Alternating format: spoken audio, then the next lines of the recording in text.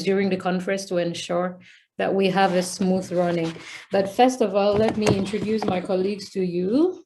They're all here, one after the other, just people that we have worked together with to ensure that the conference gets to where it is today. And it's a pleasure to be working with Professor Rui da Silva, who is the president of the Center for African Studies at the University of Porto. He's the one you just heard from, and I'm sure you'll be hearing from him again soon. And also Professor Miguel Felipe da Silva. He's there. I think he can wave so that people can see him. Oh, yes, yes, yes. Sorry, someone says you can't hear anything. Can everyone hear me, please? Just maybe give me a thumbs up. Yeah, I can hear you. Okay, thank you. Sorry, I can't be. I think you'll have to find a way to work on your audio. Sorry about that.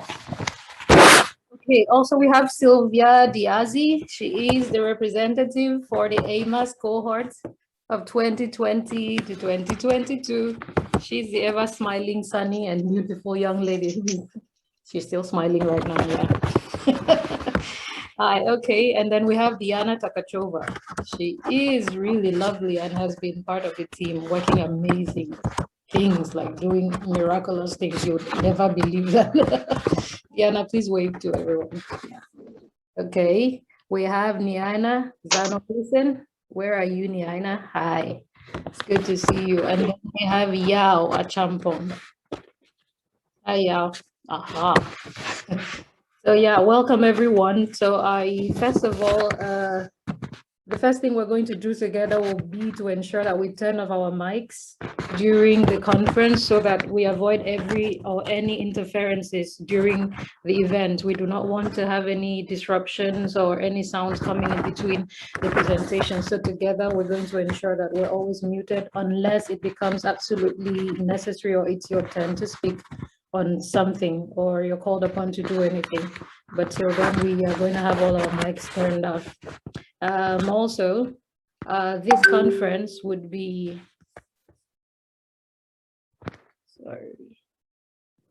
I'm sorry, can everyone hear me clearly? Yeah, very much. You can go with it, young. Yeah. Okay. So give me a minute, please. Okay. All right, please be notified that this conference will be recorded. So if you do not want your face seen or you do not want to be recorded, kindly turn off your video function. However, be notified that, in fact, we should know that we would love to see you. We would like to be able to see you and interact with you. We'd like to be able to see your face. However, if you feel uncomfortable about the recording function, please go ahead and turn off your video function. And also, very importantly, questions will be taken using the Slido function, using the Slido app, the Slido platform. Please, you will be provided a password to log on to the platform. And because of our time structure, please be notified that questions are going to be treated thematically. So questions are going to be grouped according to themes. And this is also for the speakers, just to notify you that we might not be able to reach into or to answer every question one by one after the other because of our time structure. But we would like to group these questions in themes and address them accordingly. So it would be, good to approach it that way. And yeah, so immediately a presentation begins, the Slido link will be shared, the Slido details will be shared. Every presentation is going to be, every session, our meeting, the conference is divided into different sessions, and these sessions are going to be moderated by one of the team members, and each of them will remind you of how to use the Slido platform. But for now, you will be provided a link and a password possibly. So at the beginning of the presentation, that will be available so you can log on, and in the course of the presentation, you can input your question there. That will be shut, that function will be shut a minute or two after the presentation so that we can take the questions that have been registered or documented there. Yeah. Also, please, aspects of this event will also be captured on social media, and you are welcome to follow the center's social media accounts. just so that you can be informed about the events of the center. You can just keep abreast of everything that the center does. It would be good to do that. Yeah, so basically, welcome again to the conference. For the presenters, thank you so much for your contributions. We really look forward to engaging with you. And as we are particular about timing, let me also please remind you that you have 10 minutes to present, and we have 10 minutes to take questions. So please, when your time is left with about 2 or 1 minute, the moderator will prompt you. Please kindly acknowledge the prompting of the moderator so that we can all have a swell time here, and then we can all do everything, in an organized fashion. And like I said, every session is going to be moderated by one of my colleagues. And I do hope that we have a swell time here. As the meeting goes, anything that requires your attention, we're going to bring it to you. But for now, we do hope that at the end of this event, we would have had a marvelous time or a magnificent time. And we do hope to have rich and critical interactions during the course of the event. So thank you and welcome again, everyone. Thank you and welcome. Yeah, and I think I'm going to hand over to my colleague Sylvia. Is it Sylvia? Yes. Good morning. Today. Thank you very much, Rui and Eddie, for the wonderful presentation and introduction to the conference. I take the chance to welcome again everyone. We are very excited to have you all today here, and we're very happy for the great interest and participation in our conference. So I just think we should begin. I will be your moderator for this first session. And as my colleague Eddie mentioned, we will use the Slido app. So I just shared in the chat the information, and you can just use the code 304701 for this session, for all the 3 presentations of these sessions, and they will just change accordingly to the presentation that we are having. So I think it's time to give the word to our first speaker. I'm sure it's someone you are already familiar with. It's Rui da Silva. Welcome, and I give you the floor with their work, Social Media and the Sustainable Development Goals, Analyzing Twitter Debates Using Social Network Analysis. Thank you very much, and we are looking forward for your presentation. So thank you, Silvia. So as Silvia said, my talk today will be around social media and the sustainable development goals, analyzing Twitter debates using social media network analysis. This work was prepared in collaboration with Miguel Felipe Silva, that you also heard about. We are co-organizing also this event. So let me see. Okay, in this talk we drawn on general network theory to examine Twitter communication networks that were formed around the message around these 2 accounts, UN SDG, global goals UN, and generally the keyword global goals. We use a particular software. Is a Node Excel Pro, is a software that you don't need coding skills to mine data from Twitter. So as I said, the keywords are this one, 2 accounts and 1 general keyword around the goals. And the data I'll show you here is from January to April 2021. So it is around from the beginning of the year until now. So why social media? Social media because social media is made of networks and is created when people link or reply to messages, to other messages, or to link to messages. There is a collection of connections that are emergent in shape. They create shapes, these connections, and some people within these networks, or with these networks that are made and one create this content, within these networks that are created they have more strategic positions than others, and there are users that are more influenced than others. So I bring you here the classical, for instance, my introduction to social network analysis was around football. When you look to a football match, they create a network when they do passes. So, and then will be a more influenced player than others. So the number of passes alone, but nevertheless, the number of passes alone is not enough to describe the structure. That's why, for instance, if you have a box of Lego, if you have the number of bricks, you don't know what type of Lego you're talking about. You need to see it, to see it. So this software and representing a network allows you to do this, to see how the links and the price and all this network changes. So you don't only have the data, but also you have the representation, like the bricks. You know how many bricks, and then you see what you'll get on the end. So just very quickly around Twitter, the way the networks are formed. So one user that attributes are values, so links, text, or whatever, the username too, and then they connect, and then you have two vertices, and then we have values around this connection, the way they interact, and then we'll interact with others.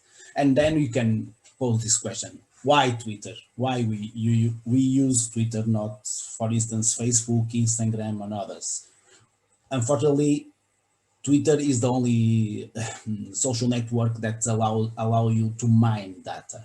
That's why Facebook on the past allowed it, but not now is you have to pay for get it. So in Twitter you can get without free of charge. You can get the data. That's why we center our analysis mining data from Twitter. So this is also a limitation. So from January to April, you see around this, the top hashtags around this are the global goals, the SDGs, and COVID-19 theme for hashtags. For words, you get an hashtag, global goals, then the word woman, and UN. And the top domains here are these three websites. The Twitter shows up here as the main domains because people are linking to other accounts or other posts. That's why. So the reason. So but here is like the Lego brick. You only see numbers. You don't see the representation of the network that generates here. So for give you an example, because the data was too overwhelming to show it here, I'm only showing you here 1 week of tweets, and this is the visual representation of the debates. Where you can see it here, this is a cluster. So, and you see groups. These groups and these words you see here are the topics that all these people are discussing, and also you see all the links. These small groups here are people that are talking almost by themselves. And the more important groups are G1, G2, GT, and G4. And you see some words are connected. So they are discussing the same things, but then you see differences around, for instance, climate action, water day. So that also what we notice on this, also depending of the week. If, for instance, here we catch the World Water Day. So this group is talking around global goals, COVID-19, but also the issues around the World Water Day. So then if you go more in deep around this network, you see that the top influencers are these three accounts. So these three accounts, you see it via between centrality measure. So usually the top influencers are not the ones who receive more interaction I'm going to go back. Go back. The more influencers are the ones who do this, who connect between, who allows that the information flows around this network that was created. So these three accounts are the ones who are the knowledge brokers from this network. The top tweeters are the entire graph are this one. As you see, as I explained you, they are not the most influencers because they tweet most, but these accounts are the ones who connect all this network. The top mentioned accounts are these three, not surprisingly because of the keywords we use. So again, the top domains, the top hashtags, and so the top tweets in the entire graph. See again, water shows up because we catch the commemoration of the World Water Day. And then when we the software and we ask them to see the combination of words, you see it here that the top word pairs are around SDGs and global goals, achieving the global goals and achieve global goals.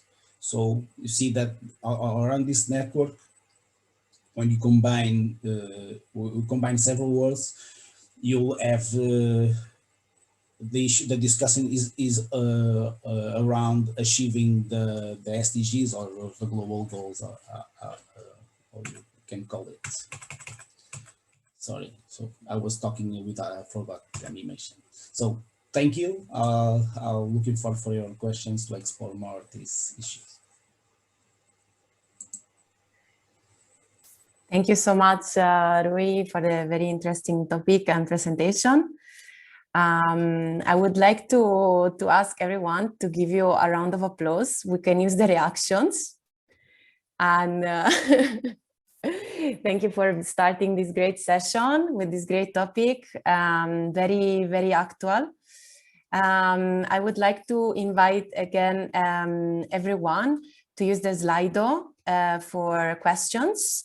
And in case, of course, it doesn't work or you're not very familiar with it, you can always type in the chat, of course, which is here available. So yeah, if there are no first questions coming, I'm just still waiting. It's still open in the Slido. Please let me know if it works, and in case you have problems with it, you can write. Because so far, yeah. So yeah, okay. In case there are no exactly first questions, maybe I can do the second one. Yeah. So I wanted to know in this collection of this research and how to mine data from Twitter, like exactly how does it work and what are the parameters, for example, to identify a domain? You use the hashtag, you have a pool of hashtags that you're using and also accounts that you are addressing. How is the process of collecting the data exactly?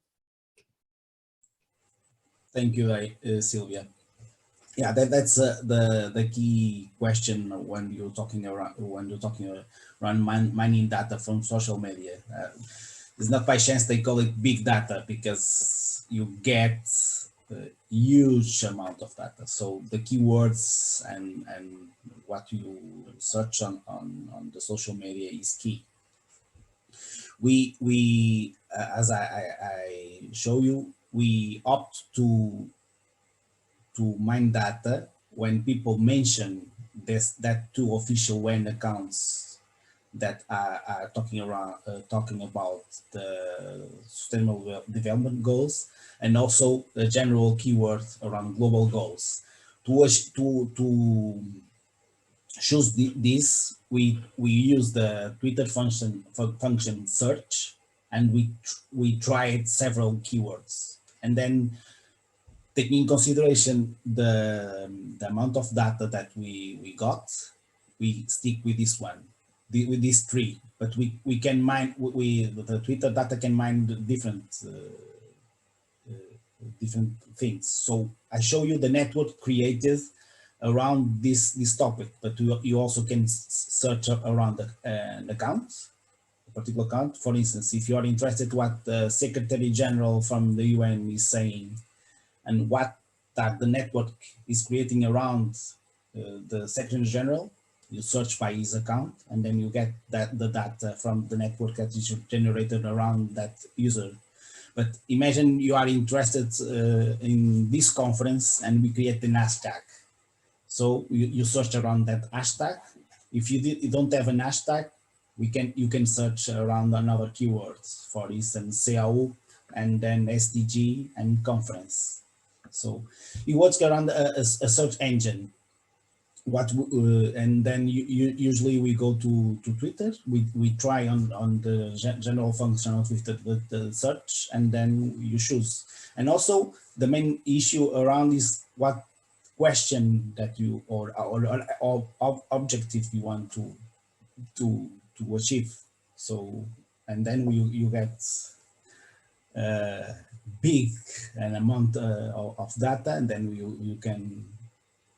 you can answer your questions or your objectives around the data you mine. I'm happy then, we don't have a time here to go more technically, but I'm happy to talk on the end of the, you have my contacts, you can contact me. I'm happy to explain more in depth this process. Lovely, lovely. Thank you so much. Yeah, just as a reminder, we will share again the contacts of the speakers, which are already also in the agenda. So for further discussion, you can always find their emails there. We have a couple of questions now in the Slido. So compliments for the nice presentation. I want to know if it is possible to manipulate this data. Manipulate? Can you debug further? So yeah, I think this is from the Slido. If the person who asked the question wants to participate, you can raise your hand. Okay, sure. Thank you, Denise. I will. Yeah, hello. Good morning, everyone.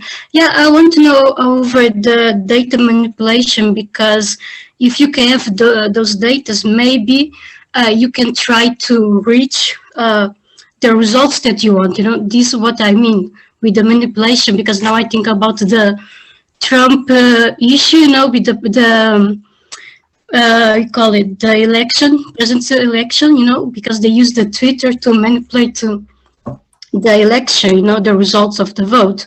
So that was my question also, if you can use those data to have some kind of results that you really wanted. So yeah, more or less. So. That's it's a great question. We are using these, and we are not data scientists, so I don't know coding. I know some stuff, but I am not able to use the coding software that the IT guys use. But we can do that. We'll not manipulate, but influence the conversation. For instance, if you analyze this academically, but you identify patterns. You identify, for instance, when you identify the knowledge brokers around, I show you guys the most influential accounts. If you start tweeting using his account or that specific word,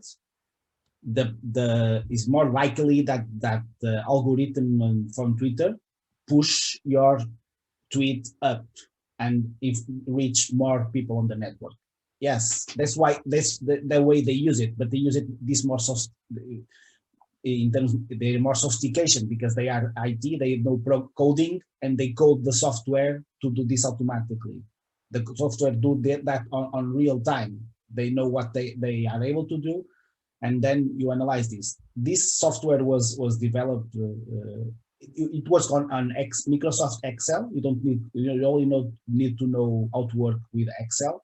And the Social Media Research Foundation that developed this software, their goal is this: give everyone transparency and power to see what's going on. For instance, if you mine data from the last, and you have limitations, you only can mine data from the last 7 days. There's a limitation because it's a free option. But for instance, they promote this, and they promote this accountability from people who are invested. You can mine data and you can put it publicly. For instance, if there is some bots or fake accounts, if you mine the data again, because they give you a code. For instance, in 1 month time, if I mine the data again, the same data with the codes that we have, we can identify what are the accounts would be eliminated. For practical research, that can be interesting, because you can monitor the same data from a longer period of time. You can see the ones who are deleted, the ones who are blocked. You can analyze that. So that was, as I told, depends what are your goal with what you do into this data. This example that me and Miguel were working was because of the conference. We're monitoring this, but I can tell you, for instance, you are using this software to monitor, for instance, the discussions on Twitter around the Western Sahara conflict that is going on this right now, because it's a conflict you have a lot of information on normal media. So we are seeing what are the discussions around this conflict. We have keywords and we monitoring this, but for research purpose, not for manipulation and so on. But you can use it. That's the way these private companies that sell you services, they do, but they are more sophisticated. See this, you can use this software to do manipulation in baby terms. They do it as grown-ups. So you can do it, but it's more limited, because you can use this software to see what are the most influenced discussions, the most influenced users, but then you have to know techniques to improve that. You can do it, but you have to improve your skills. So our focus on using this is also to monitor that. There's an account that is manipulating, because then you can analyze the tweet and the influence, and you can see the influence. For instance, there is a researcher from the UK that used this software to monitor the conspiracy theories in UK around the 5G networks, and then they help the government to identify the accounts who are spreading the misinformation and shut that accounts. So yeah, you can use it to do that. So they did research and then put this data publicly, and then the competent authorities analyzed the data and said, okay, we'll shut this account and we act here. So yeah, either the ways. So this is can you say, opens the box to look to the social media. There's not by chance the other social media doesn't allow you to mine the data, because they sell this service.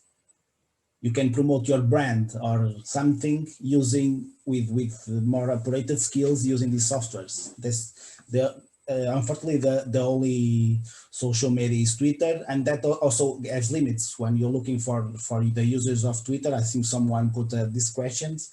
We know that the penetration in some countries of Twitter is not too advanced. For instance, I advise you to read an excellent book from the Kenyan author, Nanjala Nabiola. It calls Digital Democracy. Yes, no, I don't know that one. I have it all in a book.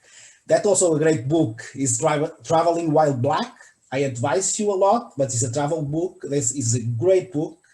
But the other book is called Digital Democracy, Analog Politics. It's around the elections in Kenya, because I don't know if you guys know, Cambridge Analytica tested the software before the US in Kenya, in the Kenyan elections.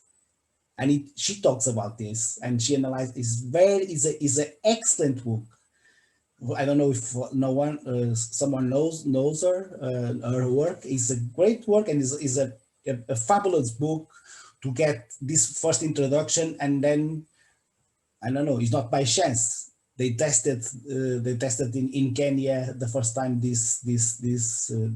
Cambridge Analytica tested this in Kenya elections, and she explains that, and that goes for that question around African countries. She also admits an analysis of social media and Twitter and other accounts in the elections in Kenya. Of course, she's talking about not the whole population, is a bubble, but it's important bubble that persons are using. So yeah, I hope I answer your question, Denise. Thank you, Rui. So we have the last 5 minutes for this debate. As you mentioned, we have a question related to how do you link Twitter to African countries who have no Twitter? We have this question from Eva in the chat. Yeah, I think you already addressed it partially, if you want to reply again. And I just want to give you another input from the Slido. What was the policy implication from the study?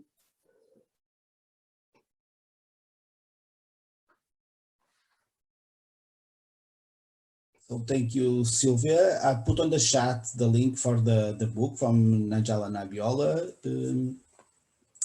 Yeah, so I already addressed the question around Twitter. Yes, there's a limitation of this. That's why in terms of methods and in terms of this, we acknowledge that. And that's why I also mentioned this book, because she also acknowledged that. But you also cannot ignore also this debate. So is the limitation. You can frame the limitation.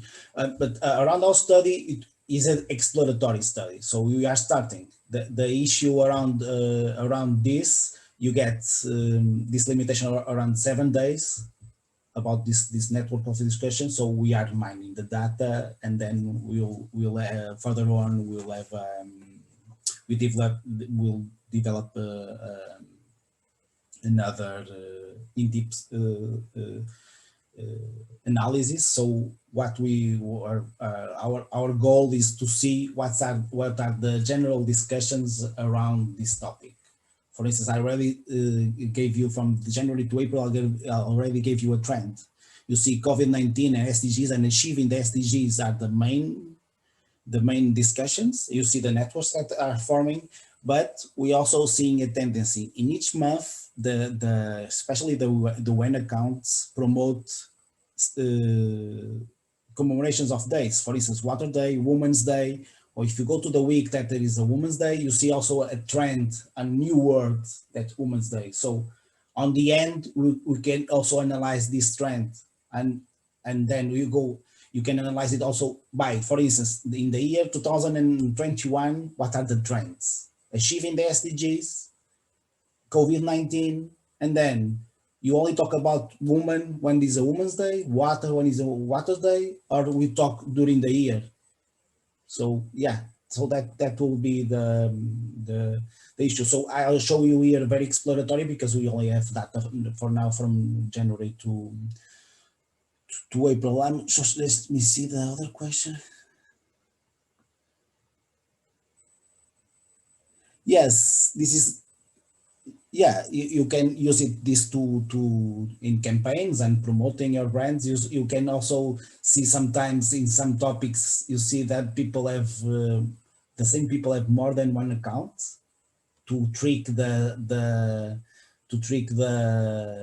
algorithm and to put one post up, for instance, and is the same of search engine operation?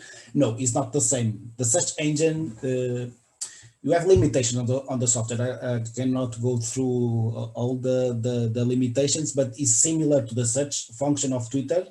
But I can show you. You get everything on your. Let me show you. So.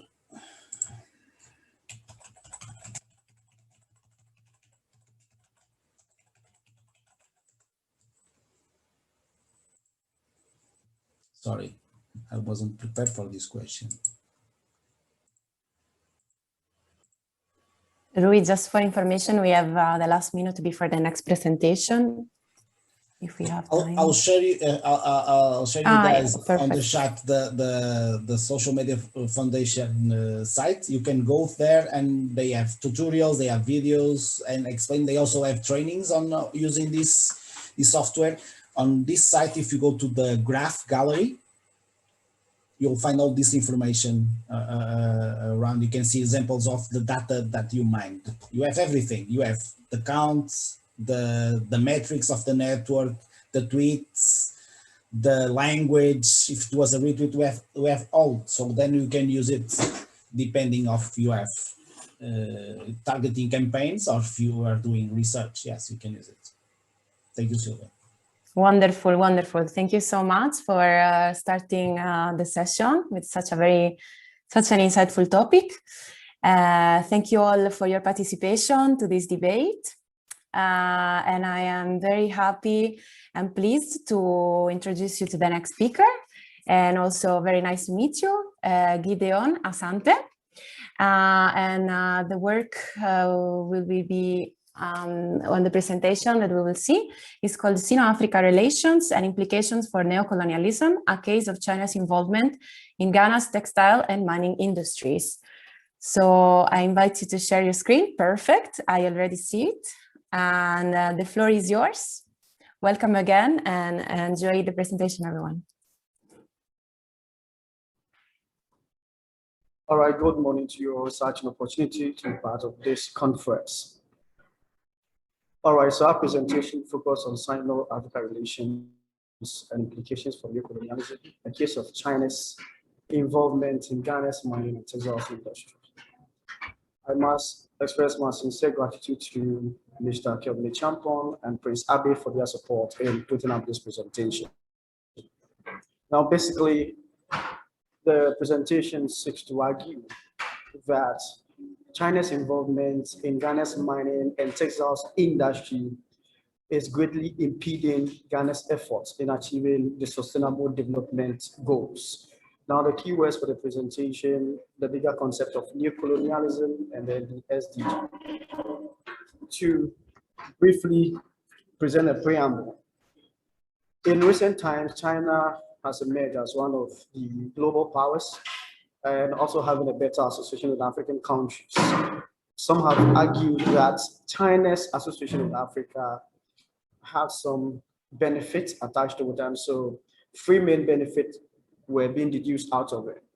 The first one is that China has sought to paint a win-win approach in terms of its relation with Africa on the basis of cooperation. Then the other has to do with the fact that aid from China come with less conditions or strings attached to it as compared to what comes from the Western countries. And then the third benefit that China and Africa relation has to do is the efficiency of projects that are being embarked or undertaken by Chinese companies in Africa. Now, despite these developments that African countries are deriving from China, concerns have been raised as to whether China's association with Africa is one that promotes development or endangers a new trend of neocolonialism. So situating this within the bigger framework of neocolonialism as espoused by the first president of Ghana, Dr. Kwame Nkrumah. Now he argues that once you talk about neocolonialism, it's just a new form of colonial rule where the activities within a particular country has been tainted with outside trappings or influences from Africa. So one thing being that independent or politically countries in Africa are deemed as independent. However, their economic relations are always attached with conditions, mostly when it comes from the Western country. And basically this is what we set out to do. And this is also not new with what China is currently doing on the African continent. Now, Sino-Africa relation basically took a loophole or became so hard during the early 2009 that China had a better relation with Africa. And it has been a win-win approach. However, as I indicated, concerns have been raised as to whether China is indeed promoting development or promoting a new trend of colonial rule in Africa. Now, linking this to the SDG and taking the two industries, the mining and then the textiles industry, it has been made known that in the China's involvement in Ghana's mining and textiles industry is greatly impeding Ghana's efforts in achieving sustainable development goals. Now, when you do a general overview of the SDGs, China's involvement in the mining and the textiles industry generally intersect all the goals. However, 5 of them are very key as far as this presentation is concerned. Sorry to interrupt you. Gideon, thank you so much. We only see the first page of your presentation. So Okay, maybe you want to unshare and reshare. Okay, now we see it scrolling. Perfect. Now we see page 2.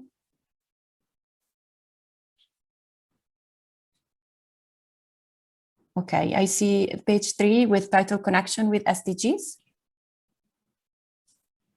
Yeah, perfect. Thank you so much. Okay. So with 5 of the SDGs, China's illegal involvement in the mining and the textiles industry intersects 5 of them. So the first one being 6, clean and then sanitation. The 8th one talks about decent work and then economic growth. And then the 11th is sustainable building of sustainable communities and cities. And then the 14th one is the life below water. And then the last one is the partnership aspect of the SDG. Now, how does this whole thing tease out within the presentation? So this is the theoretical framework for the paper conceptualized within Nkrumah's concept of neocolonialism, which was basically developed. And to Nkrumah, the basic thing was that Africa should be free and be able to take care of her own destiny in order to provide and also to promote the welfare of the citizen. Now, when we consider China's involvement in Ghana's mining industry, these are some of the losses. So we have water pollution as one of the challenges that we are currently facing as a country, and not only in Ghana, other African or some African countries are also facing it. So the likes of some of the rivers, Tanopra and Cobra, Otiofen, and others have been destroyed heavily.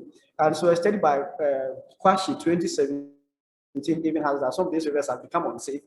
And Ghana is likely that decades ahead, Ghana will have to even import water from outside, though this may appear to be sarcastic, but as we move on, we want to see how it's going to happen.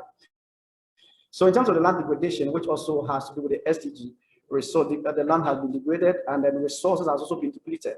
Agricultural activities, once these lands become uncultivable, in other words, cannot be used for agricultural activities, then the essence of it is that these lands are being left bare and the citizens or the people living within these communities can no longer engage in farming activities, livestock, and then the loss of lives. And this one, has argued that about 300 illegal miners lost their lives.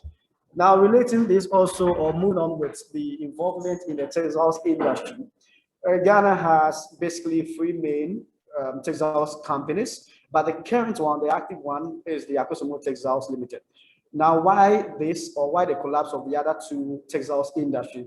The emergence of China on the continent has really provided a threat to the textiles industry in Ghana, in the sense that now when we're taking into consideration the textiles from China, these products come at a low price, and in that case, it has become easier for people to patronize as against what is being produced in the country. And this is also having a serious implications on unemployment rate in the country. So the stats are there to show that. The other thing has got to do with the imitation of local designs. One thing that the Chinese industries have also adapted is to imitate designs of Ghanaian textiles products. So for instance, you have kente coming from China, but however, kente is indigenous to the Akan. So to have kente coming from China is one that is really affecting. And in case, as far as the SDGs are concerned, that want to provide sustainable communities and employment and decent work for people living within a certain geographical space. And if we consider the involvement of China in these industries, it is greatly affecting Ghana and Africa at large. Ghana and Africa at large. So there are some scholars that have sought to argue that this is something that needs to be given a critical examination because if not, years ahead, Ghana will end up closing most of the industries we have. And I must put on record that this whole thing of China engaging in illegal activities in the mining and the textiles industry is a collaborative effort between China and Ghanaians. And you have some people or those at the top level or being supportive or supporting them in this whole thing. So I think that on the whole, this is something that needs to be given a critical consideration as far as the SDGs are concerned. Once the lands are being abused or engaged on this illegal mining, yes, there are laws that permit the large-scale mining and then small-scale mining. However, the illegal mining, which in local dialect is known as galamsey, gather and sell, is what is gaining weight in recent times. And so now you have influx of Chinese moving in and out of the country every now and then. And this is having a serious implication on Ghana's efforts in achieving the SDGs. So thank you very much.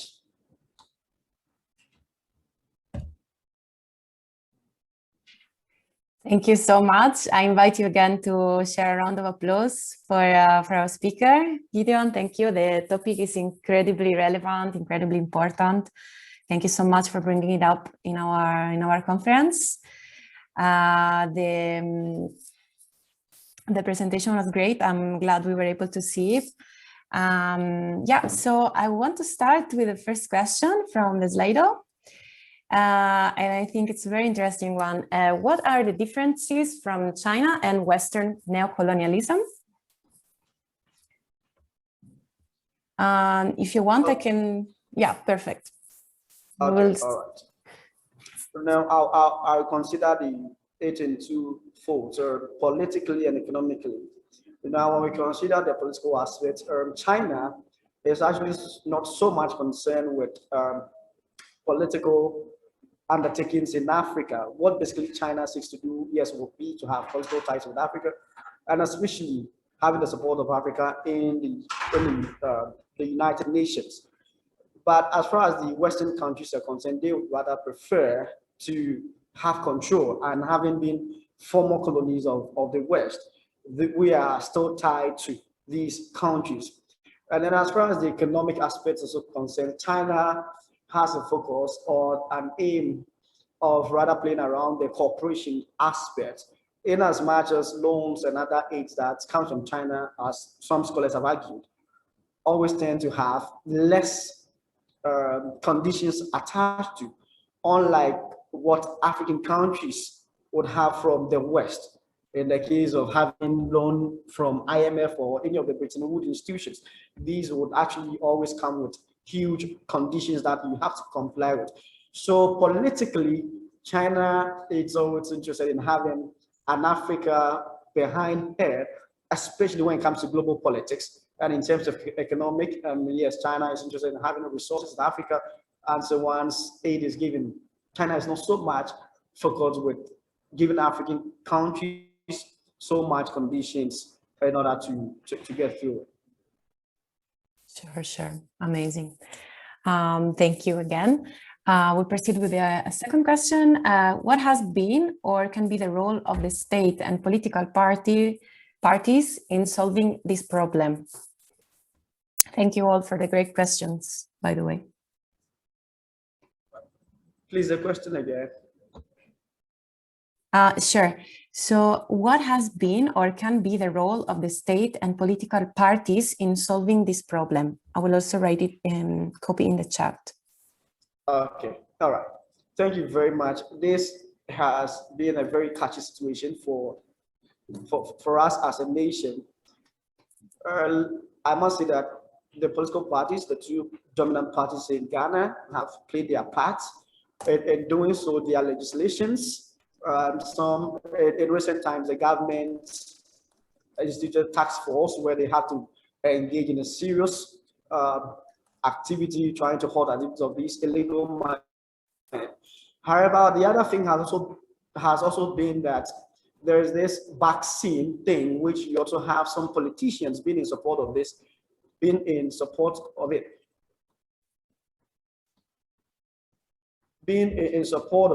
So the whole thing is that we have institutions, rational institutions that are charged with a mandate to deal with this. However, the political motives are there.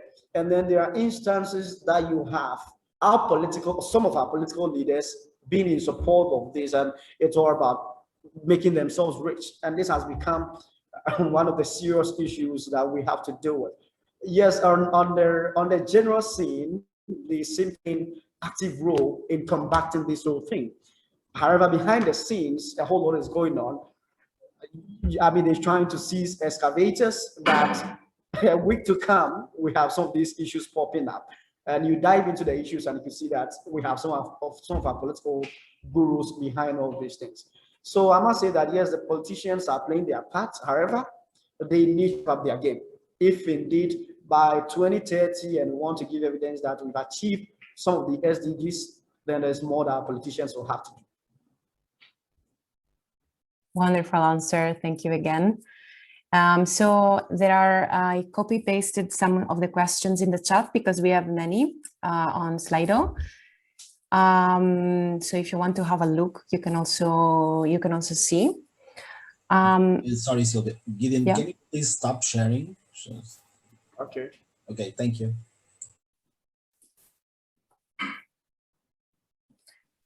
So if I can bring forward one that could be interesting now to follow in our conversation is number 5 here. There is the idea that China brings jobs and infrastructures investments to Africa.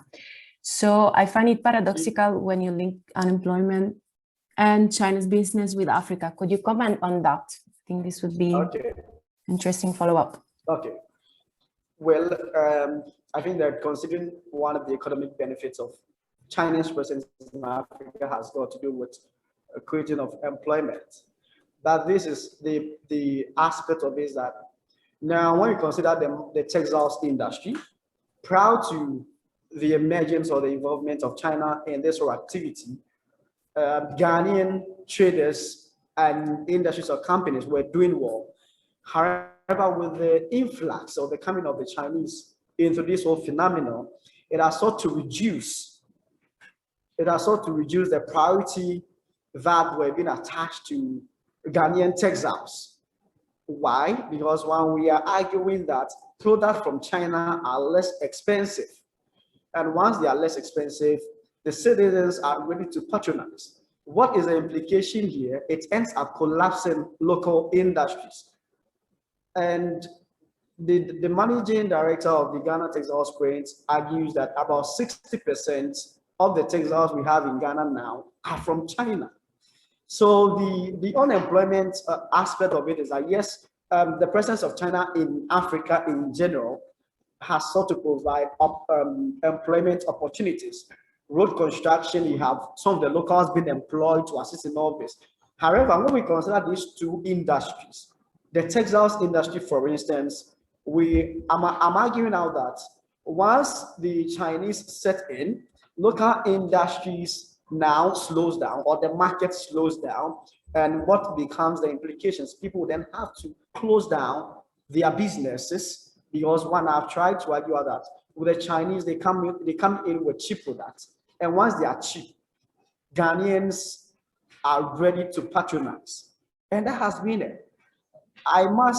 Yes, I agree with the point that, yes, China's investment is creating and doing more for Africa. However, these two industries are gradually, especially the textiles industry. For the mining, we still have the large-scale mining in place. Companies, Newmont, AngloGold are still in place. But what belongs to the locals are now being taken away from them. That has become one of the challenging issues here.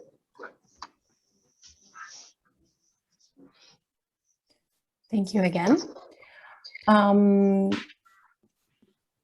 So I think we can conclude this session with this question related to what is the role of academia and civil society related to this topic?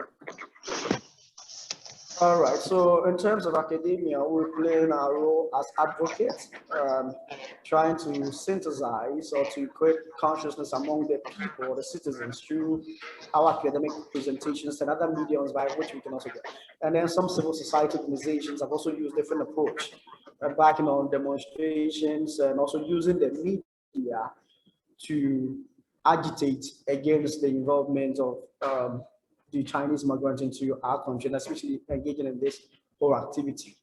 So on a whole, for those in academia, some scholarly studies or works have been published, and as we are able to get them out to the public, they would also become aware of the situation, and BNN, other civil society organizations are also trying as much as they can through the mediums available to them in support of how we can deal with this whole menace in our part of the world. Thank you so much, Gideon, for your presentation, for your answers, for this wonderful debate, the very interesting insights. We are perfectly on time, so I'm also very grateful for that. Thank you for our speakers so far. Then we will go on to the next presentation and the next topic of this first session, which is also the last one. I invite on the floor Patricia Kozel.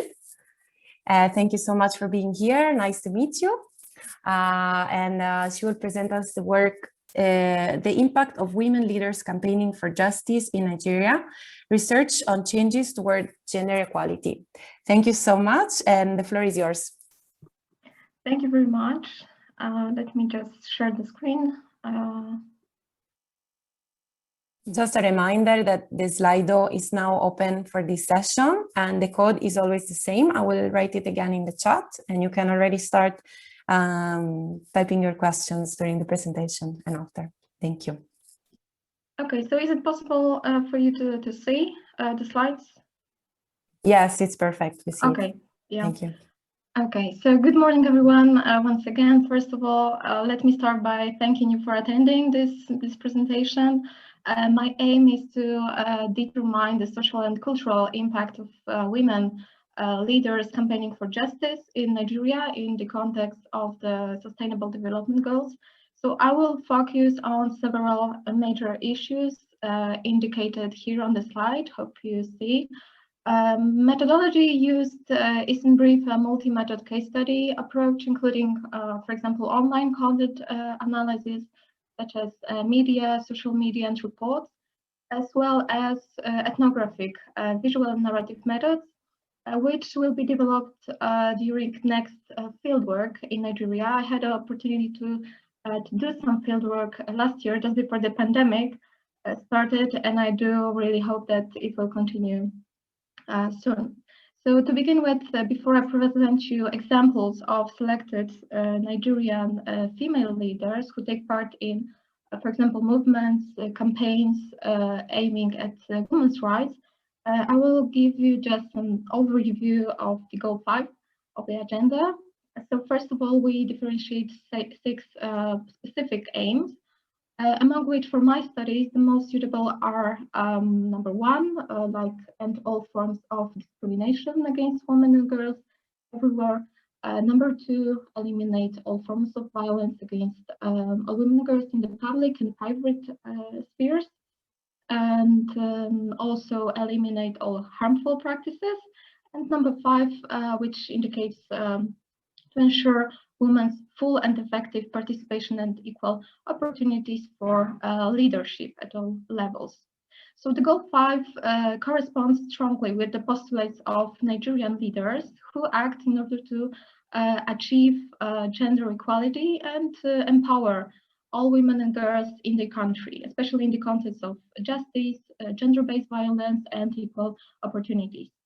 And as might be observed, within the last few years, Nigerian society experienced a lot of local movements, protests, social media campaigns that have evolved into a broader discourse of Nigerian women's rights, showing actually changes in cultural and social life.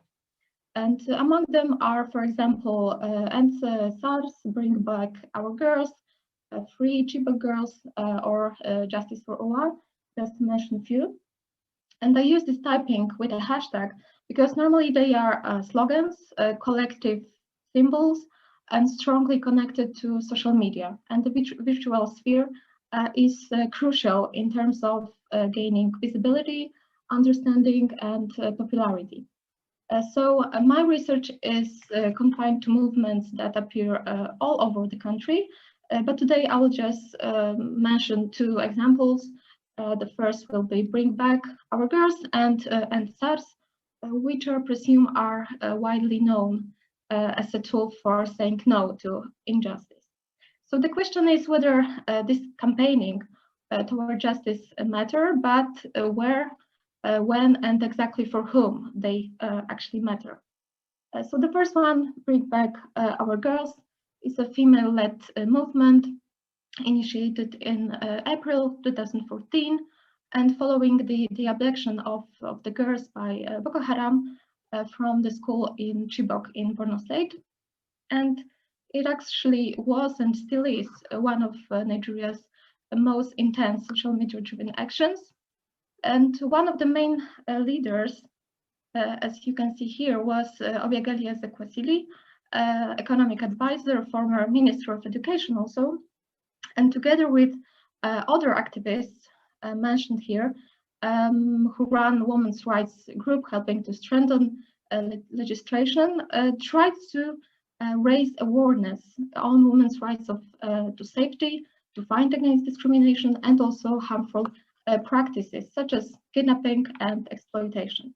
So certainly they needed to advocate because, according to analysts, the government did not put enough effort in changing this situation. And as Ezekwesili commented, when they took the girls, our government went under. So the results of their actions is essential not only among Nigerian women, other girls, parents, but also internationally. And the movement began to trend globally as it's part of so-called hashtag activism that evoked many positive responses. And the second current movement is End SARS, and the Special Anti-Robbery Squad, popularly known as SARS, was established by the government in 1992 to tackle incidents of armed robberies, kidnappings, and over the years it has been implicated in human rights violations, sexual violence, also arbitrary arrests. So after the incident from October last year, when a young man was shot in southern Nigeria, it went viral on social media and people started to use hashtag #EndSARS on Twitter. And perhaps the impact of social media follows here a wider global trend such as Black Lives Matter. And one of the most important leaders of this movement was Aisha Yusufu. And she was among tens of thousands of Nigerians, and the iconic image with her fist clenched and raised at the forefront of protests in Abuja has been shared as a symbol of protest. So Yusufu is a human rights activist known for her prominent role in also Free Chibok Girls campaign that pressured the government on the release of some of the schoolgirls. So she points at the prominent role played by women historically, and it was it was a sign for women and men alike seeking to make their voices heard. And she claimed that EndSARS was more about survival, actually. And another crucial figure nowadays, which I would like to mention, is Ngozi Okonjo-Iweala. Maybe you know her. She's the Director General of the World Trade Organization, and she's the first woman at and the first African Nigerian to hold the office. That's the slide. And as an economist, she focuses on the effective participation and equal opportunities for leadership in economic life. And once she asked, what incentives can we offer through the budget that would really empower women and move us toward gender equality? And she directly supported all the youth that participated in the protests, such as EndSARS, which was of great importance. And I guess in future, that message may influence many individual behaviors. And also to mention feminist coalition on the empowerment of women and equality. It was formed last year and is an example of solidarity group of young feminists with the mission to champion equality in Nigerian society. And actually, for its first project, the coalition also supported the answers, offering platform to fundraise funds toward social services, also for low-income women. And the information provided by them by social media reached a big audience, and which showed how it influenced explicitly or implicitly people's perceptions and opinions. So to conclude, how the research may engage actually in the process of this cross-cultural comparison of gender relation and SDG. The analysis aim not only at breaking this symbolic global culture of silence around the topic of gender-based violence, but also at trying to understand the perspective of women from the global south. So I argue that Nigerians were very actively involved in changing the mindset more and more effectively, especially in social media and in the public sphere. And what is crucial, all presented activities are dominated by the approach indicating national and egalitarian nature, which means it could impact women from different backgrounds. So I guess several outcomes of empirical research confirm that campaigning toward justice do impact matter, at least some. So the impact is a real process. And if you have any question, I will be glad to answer. Thank you. Thank you so much, Patricia. It was a great presentation, great topic. I invite again everyone for a round of applause to thank you and to start our session of question and answers and debate. We have already many questions on Slido. I would like to proceed with the first one. And I'm already also copy pasting them in the chat. So Patricia, if you find a specific question that you would like to answer, you can also, of course, let me know. I would like to start with this question related to the international and transnational dimension of this movement. So how relevant is the support from other again, international or transnational women movements towards these causes? So how do they interlapse, and if that has a relevance? Yes, so answering for this first question, of course, the international and also transnational support was very visible in case, for example, of the protest Bring Back Our Girls. It reached not only Nigerian diaspora, but also media, for example, in states. There were some protests also there in New York and different American cities, also in Europe, in the UK. So for sure, it gained a great support of great importance. I think it's also crucial because it's still, as I call it, the hashtag activism, yeah, because we are not there, we can support this just virtually, but still, it is somewhere archived, yeah, in this social media or for our life, which is actually a part of our life now. So I think it's very important. And the second question, which I can see here, the campaigns are having real change in Nigeria, or they are only online engagement in a social media bubble? Yeah, this is really a good question. As I said, I think we should not underestimate also social media. I guess it's also quite an important mean and tool for sharing and changing our mindset globally. So, still, I think they do change something. Let me check other. Thank you. Questions?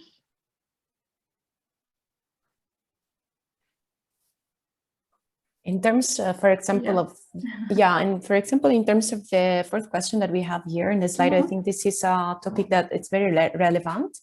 I will just read it. Given that Nigeria is a big country and extremely diverse, was wondering if the issue talked here, the movements in the study that is carried, are relevant and applicable to the whole of Nigeria, or are we looking closely at specific social, cultural, economic layers? When it comes to Bring Back Our Girls and also NSARS, it actually covered all the country. The protests were across Nigeria, in the south, in Abuja, and also in the north, for example, in Kano and Kaduna, which are one of the also biggest cities in the north. So yes, it actually covered. It was not local, but also national, and as I said, it was more egalitarian process, not only aimed at elites, for example, which is sometimes happens in different African countries. And I see the fifth question, and what institution will substitute the original mission of SARS, fighting robbery? It's actually a good question, because in last year SARS was changed, or it was their activities were stopped, and it was replaced by SWAT. And actually the aim of both units are similar. The name has changed. And as I also observed on Twitter, for example, there are questions and comments of people who are saying that we don't have SARS anymore, but still we've got this arbitrary arrest. The situation didn't change at all. And so maybe this unit, the SWAT unit, is also the next mean of somehow manipulating, the publicity and people that something changed, but in social praxis, it has not. Wonderful answer, thank you. Thank you very much.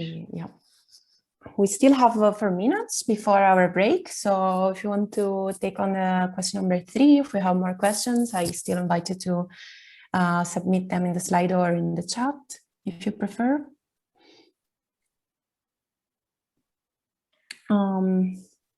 Yes, I saw a different presentation will be about Nigeria, so I'm very curious other perspectives.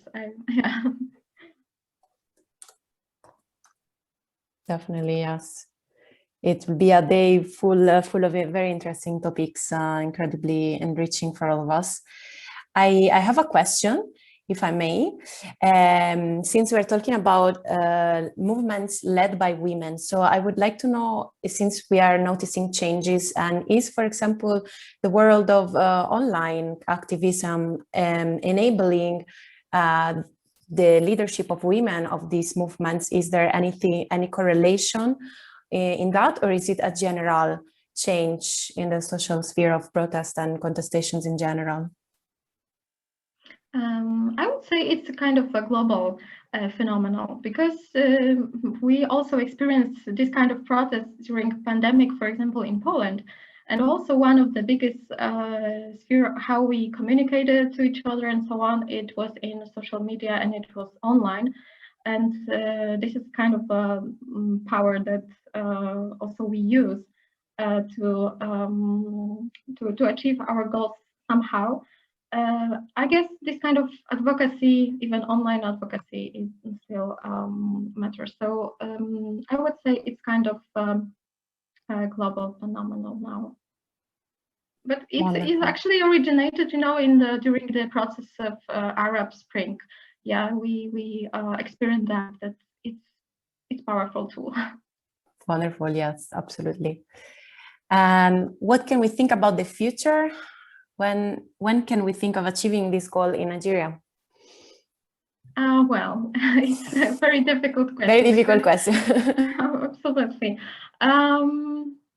Well, we can only think positively, yeah, about the future, and from our perspective, we can observe what is the situation, how the situation is changing, because, as I said, Nigeria may be very patriarchal society for many, also for women, but women have always been very vocal for in demanding changes. Most notably, for example, during the anti-colonial struggles, for example, and it still continues. So I guess maybe it will take some time, but still, I think there will be it will be changing. Perfect. Thank you so much. I would like to thank all the speakers for this first session, Rui, Gideon, and Patricia. It has been really amazing. I would like to congratulate us to be very much on time and perfect with our schedule. Thank you also for the participation. Now we will start our break, which will be 30 minutes break. So the second session is going to start at 10:50 Porto time. Now, during the break, we would like to facilitate networking among the participants to try to get to know each other, if you would like to stay, of course. And we will be divided in smaller groups. So in case you want to stay and network a little bit here on the Zoom, you can stay. And otherwise, you can just connect again at 10:50 through the same link. The Slido code will be different, but of course the next moderator will tell you more. So yeah, I would like to invite you again for another round of applause for everyone, for all the speakers, for the participation, the great debate. And we are learning so much more. So I really thank you everyone, and I'm grateful for this opportunity. Thank you. So as Silvia said, I will divide now in groups. You can stay in the group, or you can talk with people in the group, or if you're not, you can put your sound off and or log out. You as you prefer. See you in 20 minutes. No, half an hour. 30 minutes. Yes.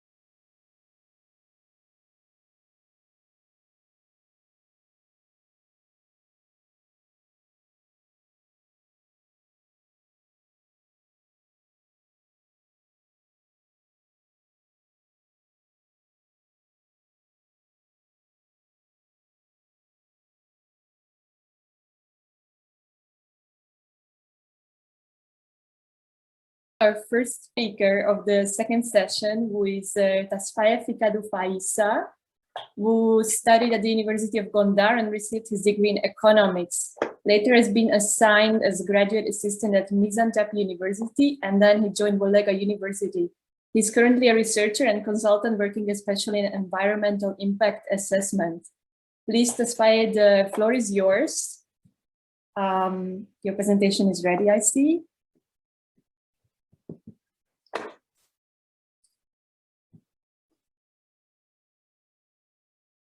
Almost.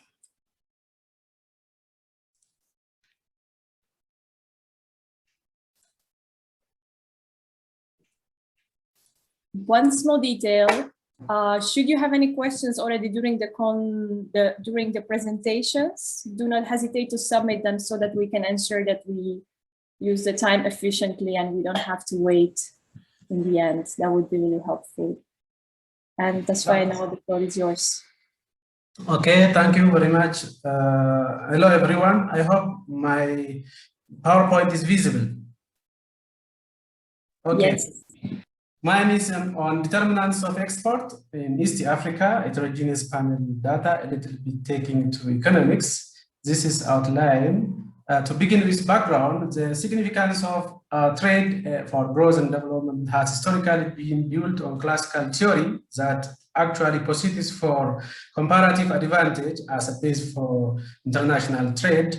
The share for global export for Africa is not only the lowest, but also declining from time to time, whereas for Asia, this share is rising from time to time.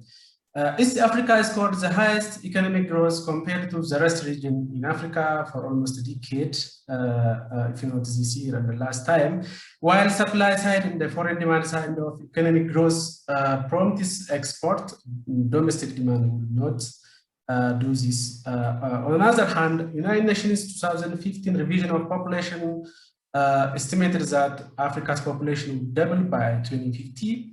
On the other hand, Africa have lower productivity, especially on agriculture. Moreover, despite its vast agricultural potential, Africa's balance of trade was in deficit, remained a net importer of agricultural products. Hence, it is worthy studying about determinants of export in Africa and East Africa in particular.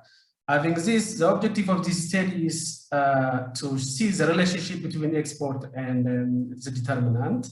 Specifically to describe and analyze long-run trends of export, to identify and analyze short-run, long-run determinants of export in the language of economics. This is a model, generalized ARDL model with dependent variable export and explanatory variable potentially affecting export. After differencing, this is the model to be estimated and with the result. These are variables incorporated in the model, around 10 variables.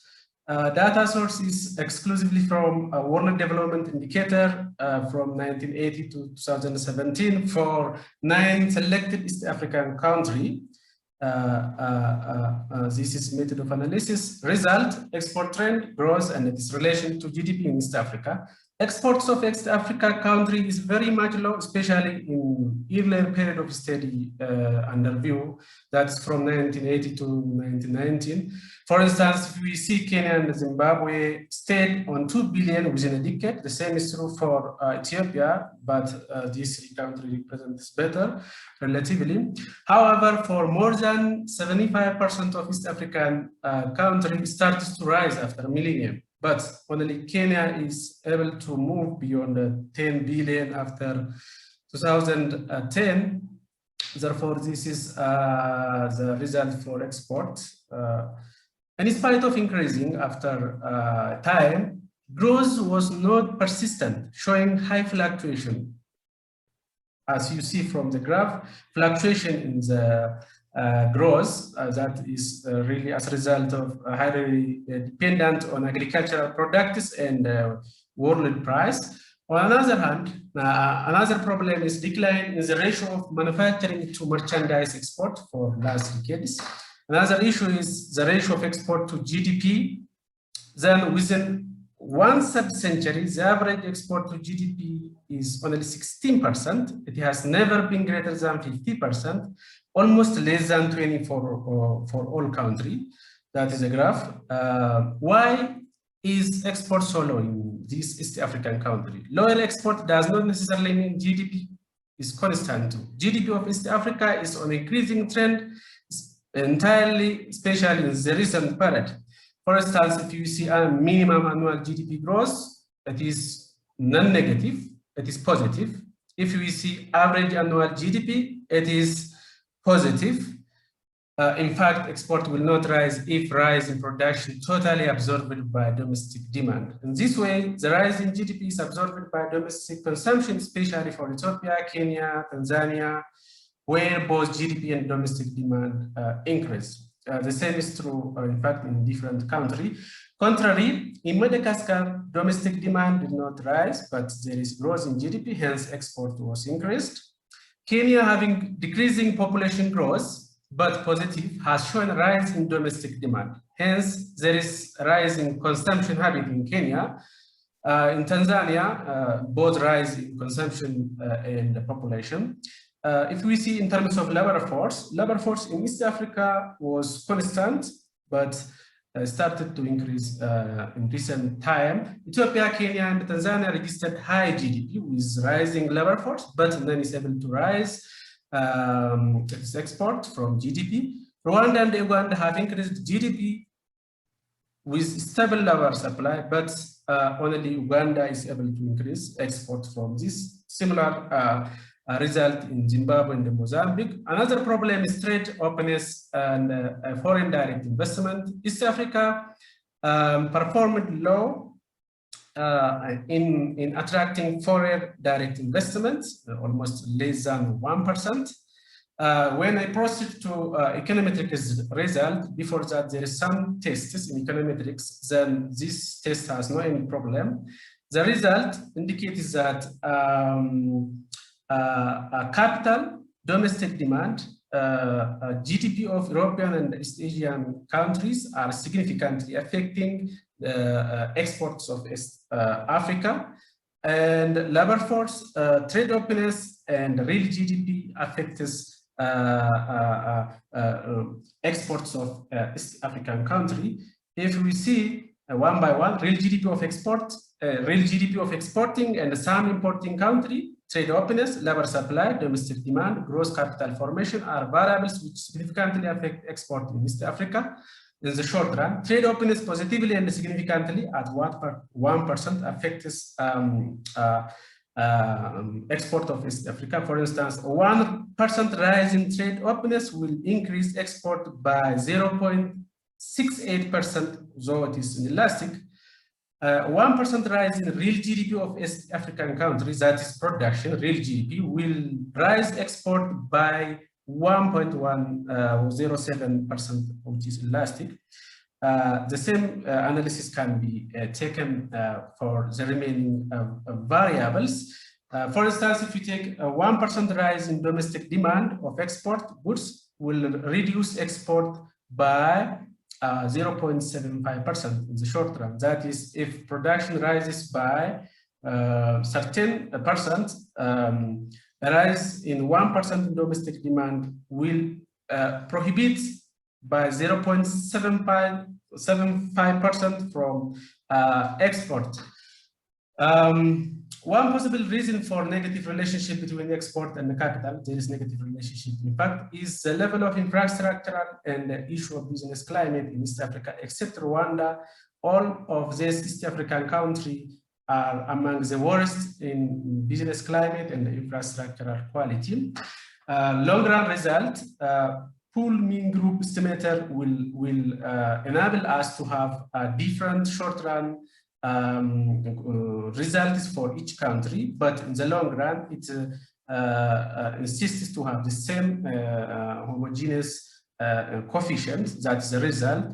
Therefore, the result is this one. Summary and the conclusion: export of East African country exhibit very much low amount in earlier period and started to rise after million, but with fluctuating growth rate and decline in the ratio of manufacturing to merchandise export. These low amounts of export is due to low GDP, productivity of labor, high domestic demand, which may differ from period to period and country to country. In earlier period, low GDP was the cause for all. In Ethiopia, Tanzania, rise in domestic demand, which is due to population expansion, is one possible reason. In Kenya, the rise in domestic demand due to rise in consumption, it is the cause for low export. Ethiopia, Kenya, Tanzania are country registering high GDP with rising labor force, but none is to make part of the rising GDP for export. In another way, Rwanda and Uganda have increased GDP, having stable growth of labor supply. That is, there is productivity in labor supply. But when Uganda increased export, in Burundi, there is low labor supply, low growth, low domestic demand, low export.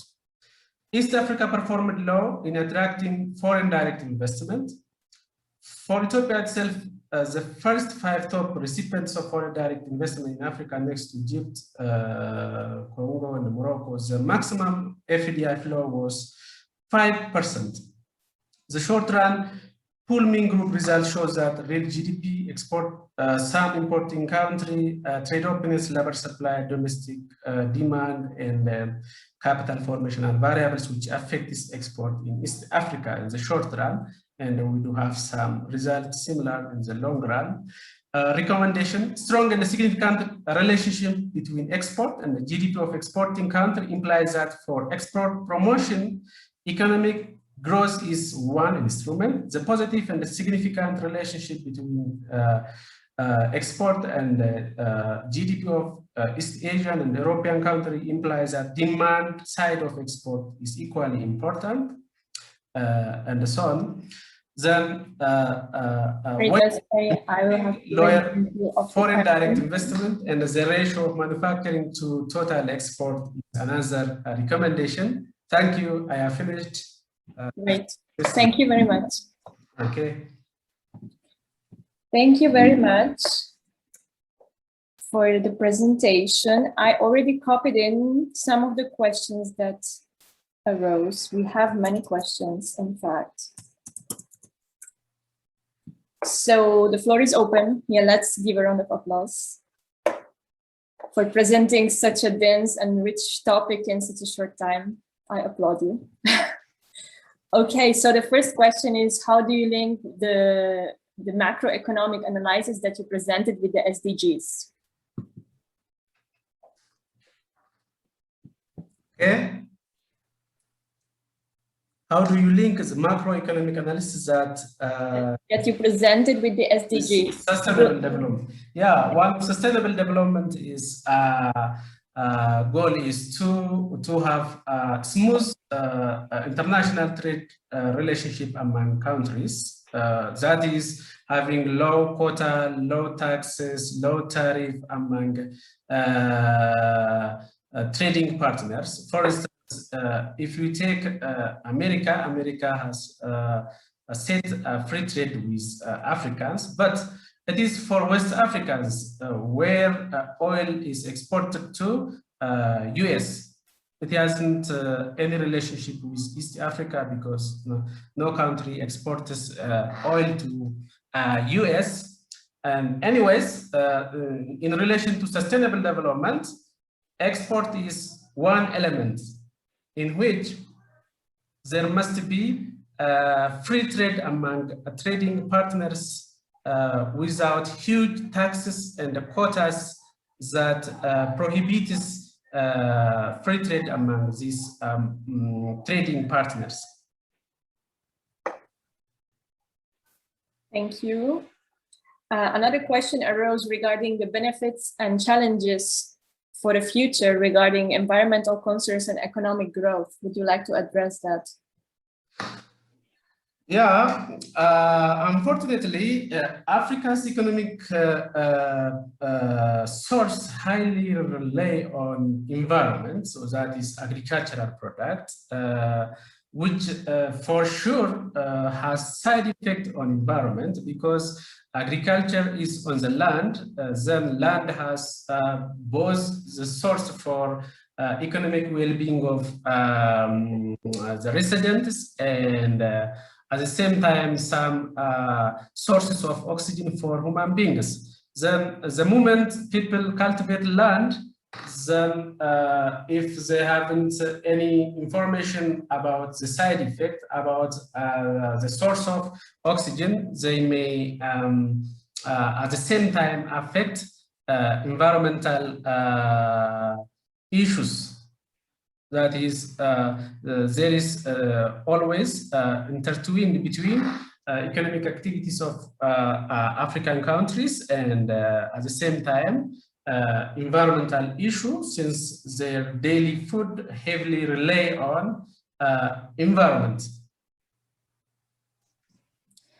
I copied in all the questions in the chat. I'm afraid we will not be able to address all of them. This is With the issue, export need investment in infrastructure and other services such as insurance.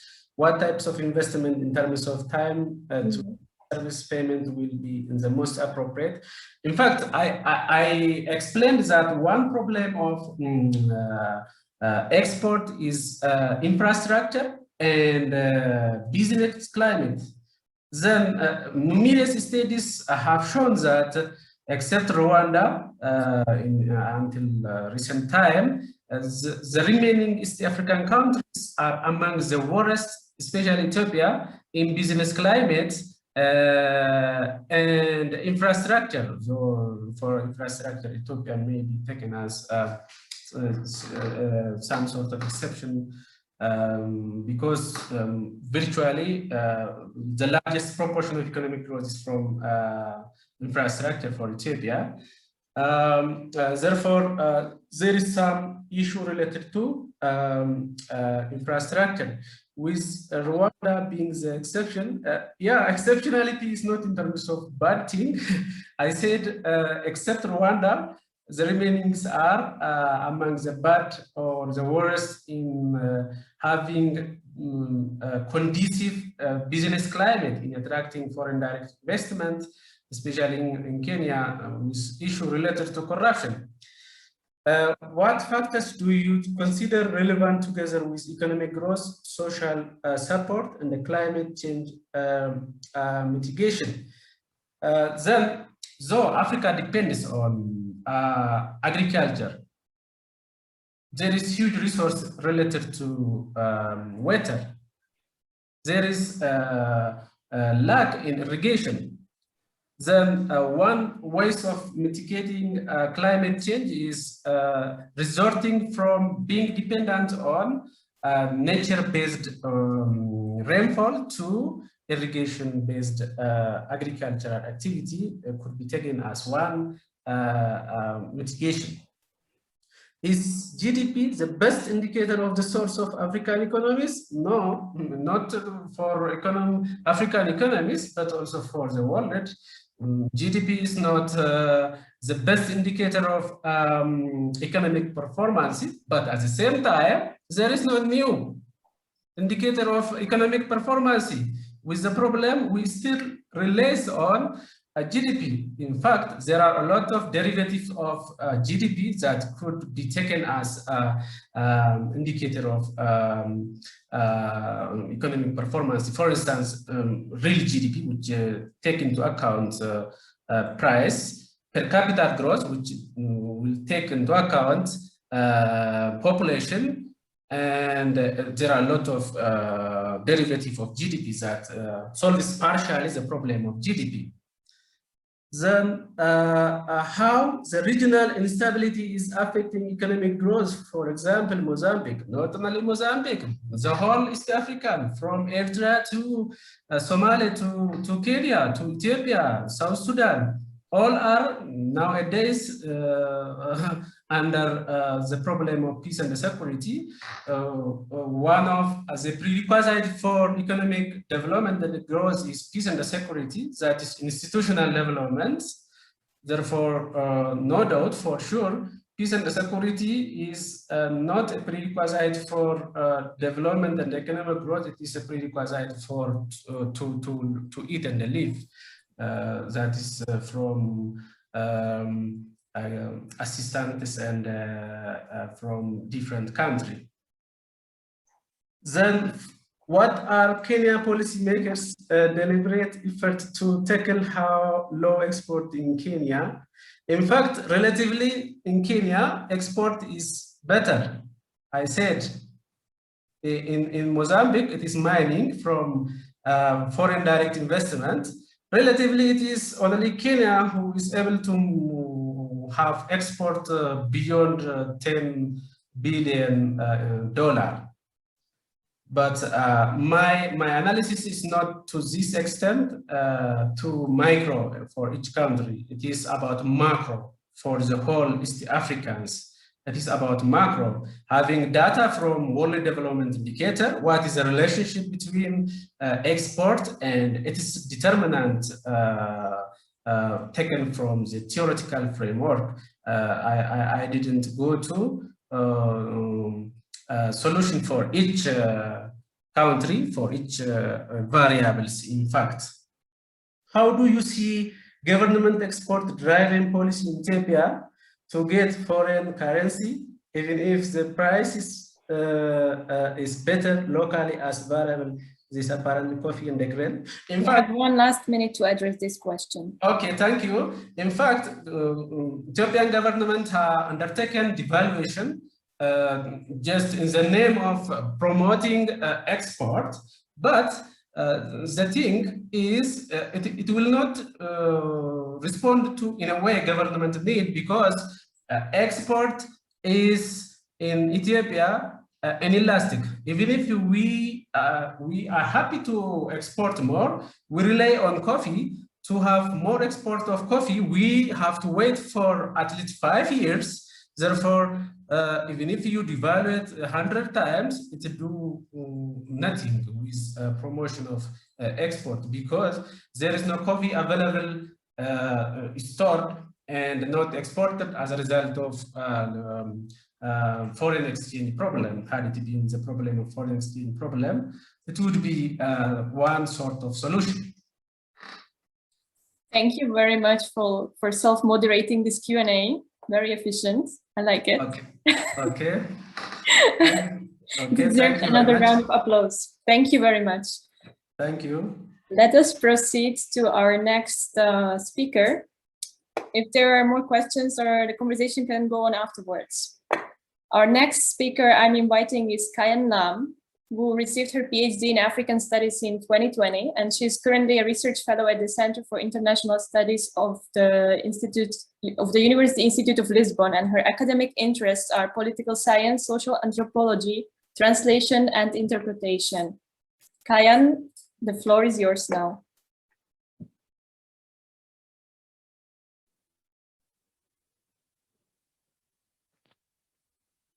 Thank you. Can you see the screen and can you hear me? Yes, Yeah. yes. Okay, thank you. Thank you for having me. It's my pleasure to be with such a dynamic group of emerging talented scholars. The first session and this second session have given us much food for thought. Globally, the Sustainable Development Goals, or SDGs, are the blueprints for addressing shared challenges, including those related to poverty, inequality, climate, environmental degradation, prosperity issues, and peace and justice. The big challenge, however, is that we may not be able to achieve them.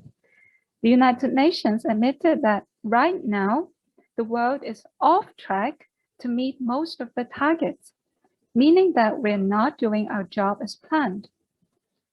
As the Food and Agriculture Organization, or in short, FAO, explains, from ending poverty and hunger to responding to climate change and sustaining our natural resources, food and agriculture lies at the heart of the 2030 agenda. So today, in this virtual conference, we are approaching important livelihood, economic, and social problems. Then we ask, how well is Africa doing? So is Africa achieving those targets? how do you see the performance of African countries? What are the statistics for sub-Saharan Africa?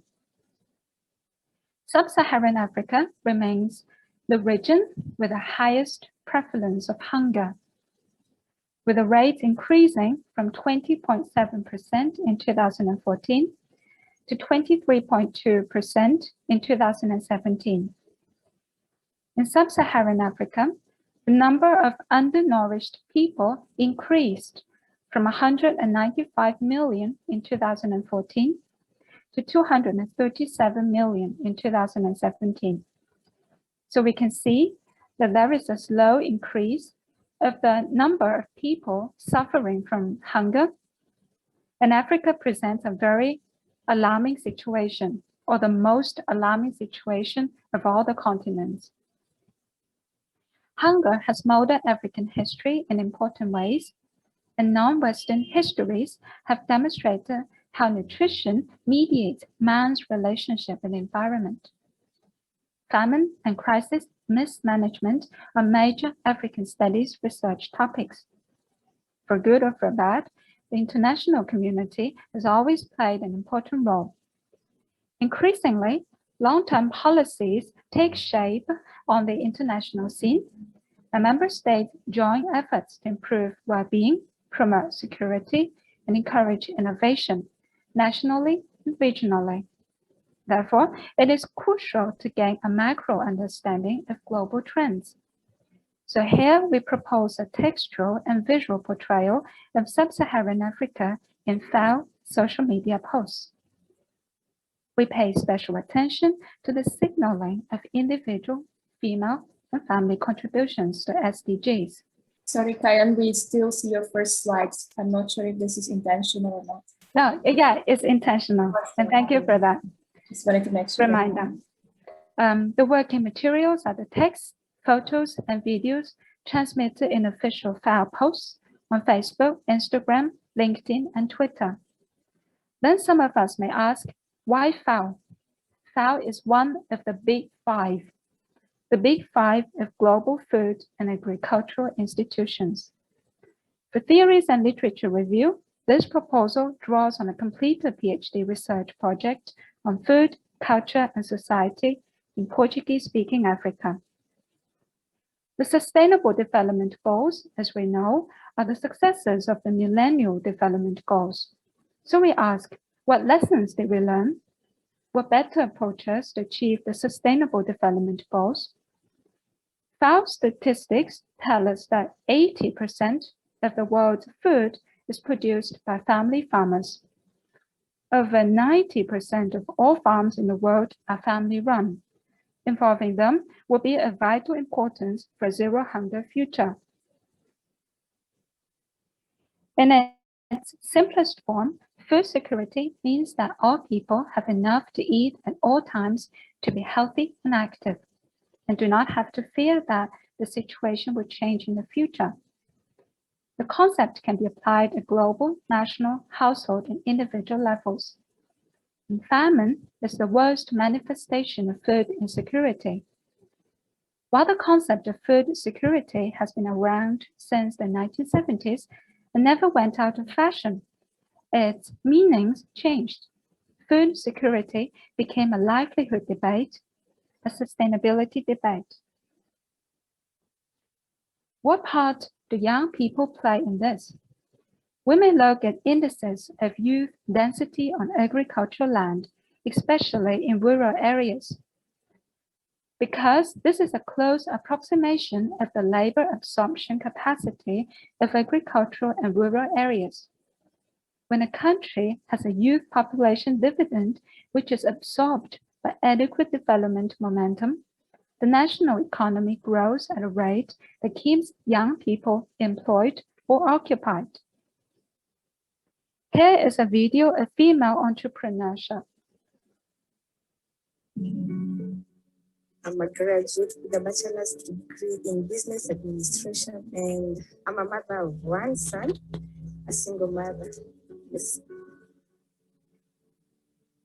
No, people have a perception on farming that agriculture is for the old people, it's for the uneducated people. But I'm proud to say that I'm a graduate and I opted to do this business. And it's important to be an educated farmer. You can't sit there and wait for no seed. You will see things coming before. Like when the COVID-19 was here, most farmers sold their pigs and they were asking me, how are you managing to keep pigs with the situation that is here? I told them, a time will come and the business will go back to normal. So giving up, it's not part of me. I know this is where my future is.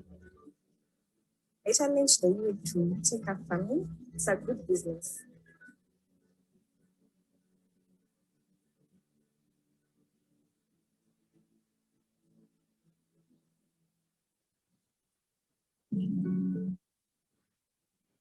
Conceptually, the local is constituted by and constitutive of the global.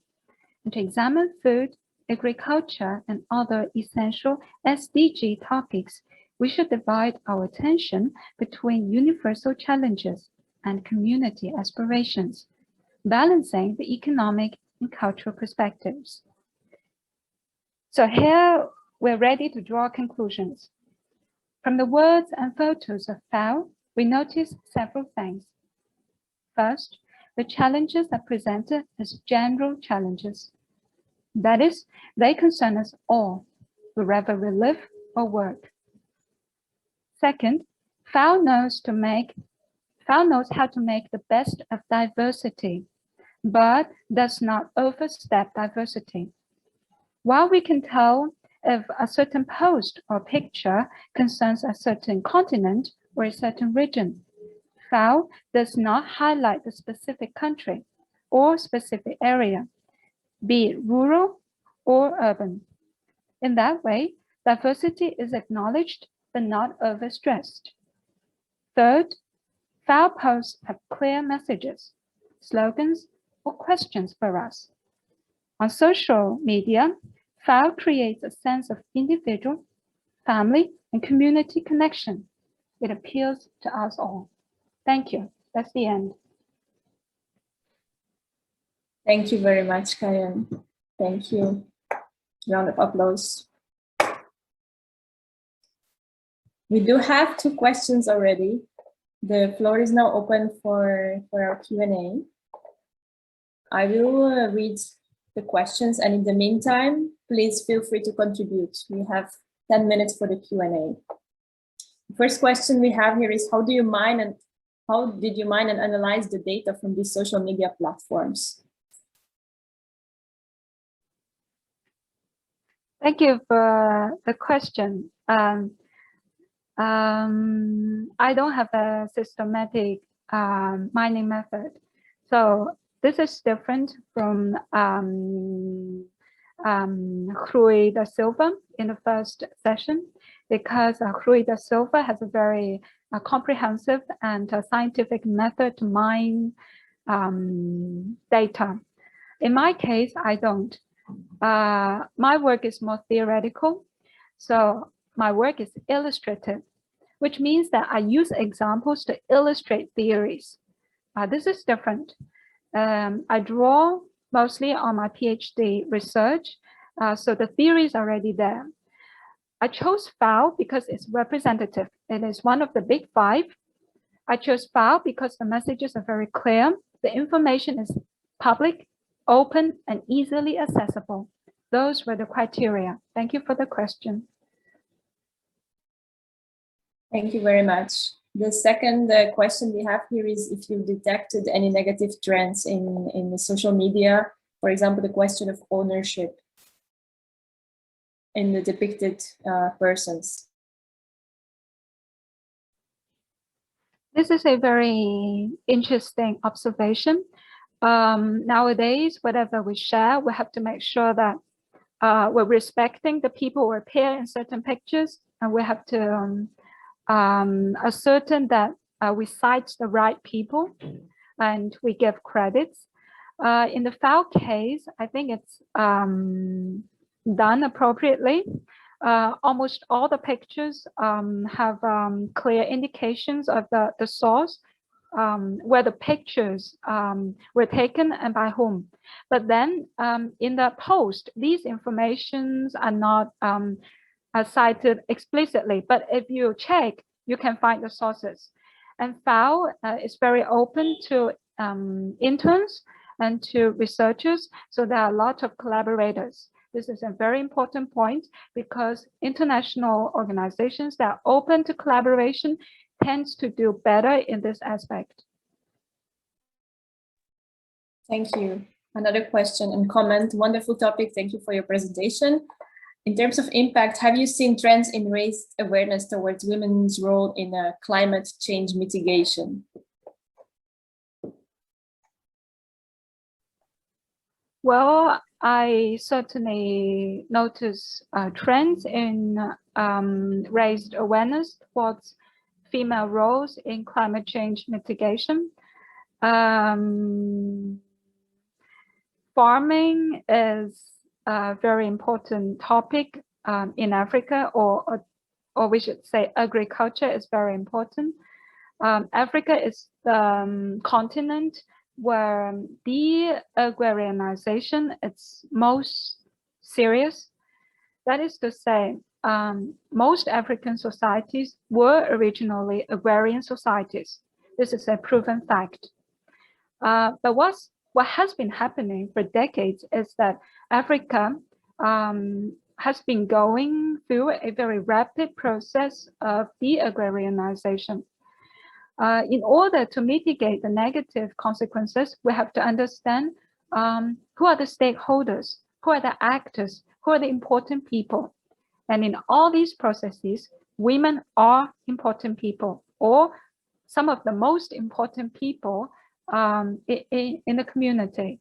Understanding this, a lot of international organizations and interest groups have been promoting women's rights and giving them a voice, giving them a larger stage.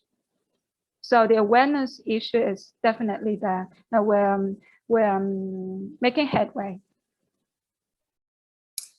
Our next question is, can't FAO's positioning be strategical, aka fallacious, in trying to emphasize a personal individual responsibility instead of putting pressure towards better government policies? Thank you for the question. This is a fundamental point. So who's responsible for the world? Who's responsible for what's happening in the world? In my presentation, you might get the impression that FAO is pointing fingers at individuals, pointing fingers at women, especially women, and at families, at rural areas. I might have given that impression. If yes, I do apologize, but from observation, yes, normally on social media posts, we see posts that we can relate to. That's also the purpose of those posts, because FAO is trying to establish a connection with people who use social media platforms for regularly. I'm going to point specifically to West Africa. Research on West Africa tends to suggest that governments that promote effective policies do better. That is, countries where governments feel they're responsible and act accordingly perform better generally overall. This is the proof that the government has to take the lead. But then is that enough? Probably not. So FAO, in a way, is diversifying its tools. Instead of only pressuring the governments, the African governments, it is also extending a branch to individuals, to women, to young people in Africa. Thank you. We received another question about the heritage of the land. I'm not sure, maybe Eva Sebastian can address this very shortly, clarify. Is it possible? Or maybe not. Eva? Oh, Okay. sorry. Oh, yeah. Yeah, the question I was asking was on, because they want to increase land food production here. There's a lot of dispossession of land for poor people who own land, and of course that has led to a lot of conflict. And so I was asking, from her study and her experience as a scholar in this area, what's her take on that trend?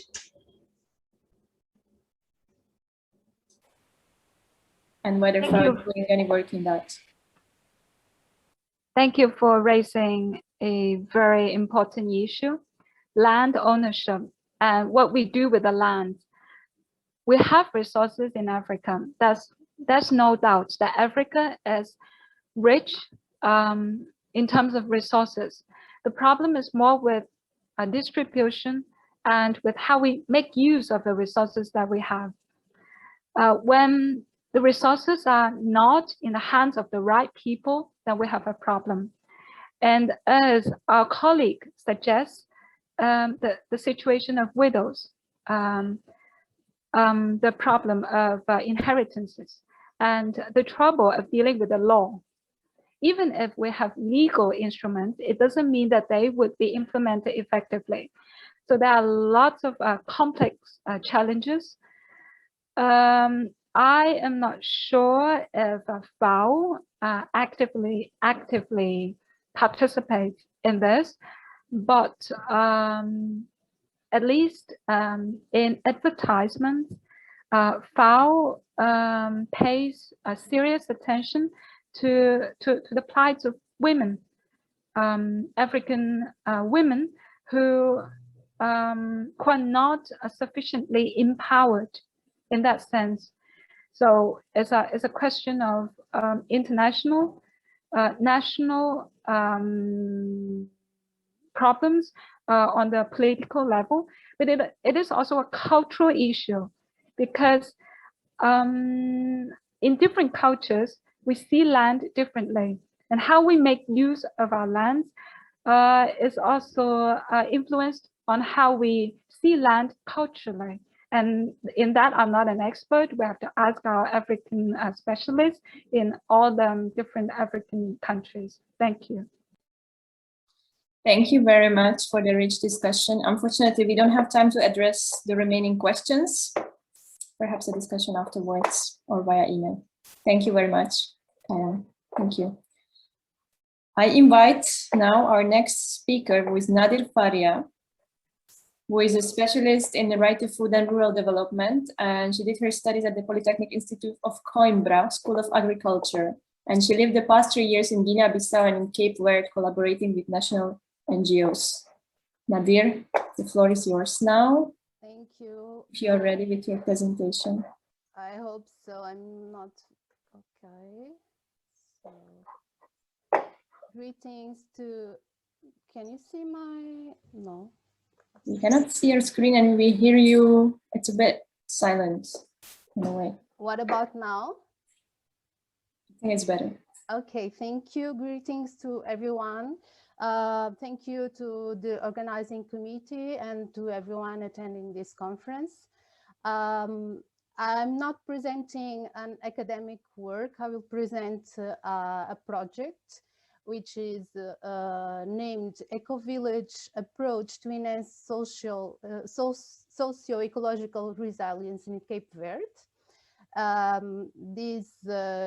This project has a short name, let's say. It is Raiz Azul, which means in Portuguese blue roots. It is connected with people's roots to their communities, to their life, but also to the sea and all. This is a project led by the University of Cape Verde in partnership with Ecotourism Association from Cape Verde, EcoCV, and it's funded by Darwin Initiative in UK. So I already told you where the, oh, I don't know why I'm not being able to move forward. Use the keyboard keys. Yes, I'm trying. Thank you, Rui. Okay. From the ones who don't know, I guess everyone knows where Cape Verde is located. It's in the west coast of Africa. It is a small country with 10 islands, and the project is situated in Santiago Island. The headquarters of the project promoters are here in Praia, but the project is taking place in 4 small villages, which are São Francisco, Gouveia, Porto Mosquito, and Porto Rincão. Here we signalized Baía do Inferno, which is a very important bay in Cape Verde, and I will tell you later why is that. So why did the project promoters thought about this? Because there is marginalization of rural communities in Cape Verde, which leads to difficulties in exploring new income opportunities. So Santiago Island hosts more than half of the country's population, and 70% of the population lives on the coast. And families are dependent on fishing, but as we know, marine resources have been declining. So what to do? The project promoters team thought about to contribute to reducing the negative environment footprint and increase the value of marine and coastal biodiversity, enhancing the quality of life within the communities. And for so, it were established 4 expected results. The first is to introduce the first sustainable rural waste management system in Santiago. The second, engaging vulnerable community members to monitor the health of marine and coastal ecosystems. The third, establishing the first marine protected area in Santiago, which is Baía do Inferno. And the fourth, create an eco network led by local women in 4 villages to support their livelihoods through ecotourism. If you notice here in the right, we have the logos from EcoCV and UNICEF, because although this is a common project, they, for practical issues, and they separated the activities among them. I'm presenting this work because I'm a member of EcoCV, and also I was in Cape Verde last year collaborating with EcoCV. So what are they doing during the project? I forgot to tell you that the project began 2 years ago in April 2019. So it's the 3rd year of project and also the last year of project. In order to achieve the first result that is expected, they started by doing a diagnosis in the 4 communities about the main waste problems.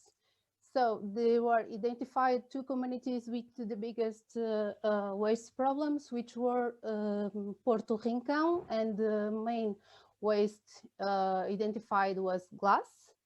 And for so, since last year, it is installed a machine, a glassine recycle machine. This machine was built in Cape Verde with the partnership of a vocational training school in another island, São Vicente. And the management team and the machine operators got training to know how to operate with the machine. by also a local partner, which is CERMI, which is the Center for Renewable Energies and Industrial Maintenance. I have to tell you, as you know, with COVID and pandemic and all the activities are a little bit delayed, conditioned. But since the machine was installed, more 1,600 kilos of bottles were milled, were grinded, and were taken out of the floor of the environment. At the moment, the team is searching for partnerships and to discover what to do. Is searching to discover what to do with the glass, with the sand. And here you can see two examples of possible uses. The first above are like bricks that can use it as pavement, and the second, for example, it can be used for making pots to plants or whatever. On the other hand, in the second village, which is San Francisco, the main problem was with plastic. So again, together with CERMI that I told you about before, and inspired by an international community which is Precious Plastic, 3 machines were built in Cape Verde in partnership with the training school and with the students. And those 3 machines are to grind the plastic, and one is to grind the plastic, and another 2 are to heat the plastic after grinded and to melt it, and with the support of molds to transform the plastic into new objects. Here you can see examples, these are not from the project, but examples of which kind of products that can be built in the future. These are the machines are still on trial. There was a delay also because of COVID and because of some parts that needed to be bought in Europe and all. But the community is working and moving forward. Regarding to the second result, it is the community is involved on participatory marine biodiversity with monitoring. So what was done in this field? It's a pet. So community is receiving training with information about the species. Cape Verde is very rich in biodiversity, marine biodiversity. So how to identify the species, how to register what you see, and how to collect the data. But also, as the project works with fishermen, it is very important and to preserve the biodiversity, although fishery is very important for the economy. It is very important also to prevent that fishes don't disappear. So information also about the proper size to be fish and what to do if you fish a smaller fish. Thank you very much, Nadia. Unfortunately, we are out of time. Okay. I just want to let you know that Baía do Inferno Natural Park is already approved by and published by Implementing Degree. And these are some examples of the activities done with the community to create the network ecotourism. And this is only possible because there is funding, participatory communities, partnerships, and research and data collection with collaborative work. With this project, we believe we are contributing with a small part to this, mainly to these 4 Sustainable Development Goals.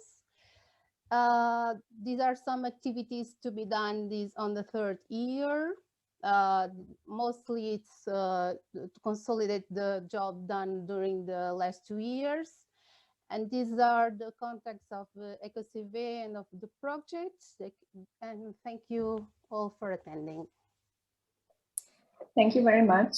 You're welcome. We have many great questions. Now we are already in the time of the Q&A, so we'll not have the time to address them all, but perhaps afterwards we can follow up. So just to pick some, very interesting project. Thank you for sharing. How did it work in terms of stakeholder engagement, and especially in the beginning? Thank you for the question. I must say I was not there at the beginning, but EcoCV and UniCV, they are in the field for some time, so they have good relationship with government institutes, with other NGOs, with other universities also. So it's a small island, everybody knows each other, so it's just to meet people. How does the future look like? What is the sustainability and long-term success on the project, and how is it achieved and ensured? Thank you. So we are, well, 2 years is very few time for achieving big changes. But the thing is that we are seeing and meeting very committed communities, and so slowly and step by step they understand the importance of keep this work and of protecting the resources, the marine resources, because they can see the results by themselves. Especially the older people, they are seeing the difference between what was before and what is now. They understand that the quantity of fish is different. They understand that tourism is important, but also they understand that it has to be sustainable. So they understand the importance of being engaged in this project, and also they are seeing, for example, with the eco centers, that it's possible to take the garbage, but also to benefit from it. So people are very engaged, and people running the eco centers are people that was chosen by the community itself. So we are very hopeful for the future, although we know this is a very small step and a small time to achieve big results. Could you have custom-made machines in collaboration with local universities or technical institutions? Yes, the machines are made not with universities, not in collaboration with the universities, because the universities that exist in Cape Verde do not work in that field, but the machines were built in Cape Verde in collaboration with vocational schools. So, and the students built, of course, guided by their teachers, but the students built the 3 machines for São Francisco, for the plastic recycle center. Another question we have is, this project will help the community on gaining real economic empowerment, or can be just one more project with no long-term result? We hope so. That's one of our goals. We hope so. Sorry, it's too many. There are too many activities. I didn't have the chance to explain in 10 minutes. But for example, people from the communities are already benefiting, for example, with some trial trips that were made in collaboration with travel agencies, and people are homestaying. So families can benefit from that homestay. Also, the handicraft that has been built and sold. Not too much this time because we are with COVID restrictions. People cannot travel a lot. But also from the glass recycling center, the team is very excited and working every day trying to imagine objects that they can sell to the community, and the income will be managed for them. It's all for them. The project is for them. Also, with the fishermen's boat trips, we tried that to use the local people as community guides. It's been a very interesting part. How important is it for universities and civil society to work together, and what has this project gained from this cooperation? I think it's very important because university has the knowledge, well, at least theoretically, and has the academic and all, but it's very important also that civil society brings people to the project and brings other point of views.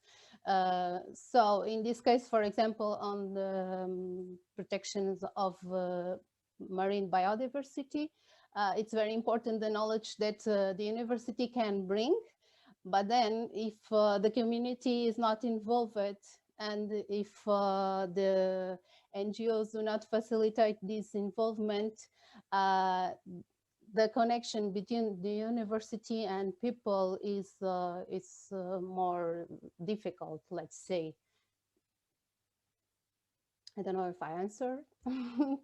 Thank you. We have time for one more question. I think, do you have an approach in monitoring or assessing the long-term project of the long-term effect of the project? Sorry.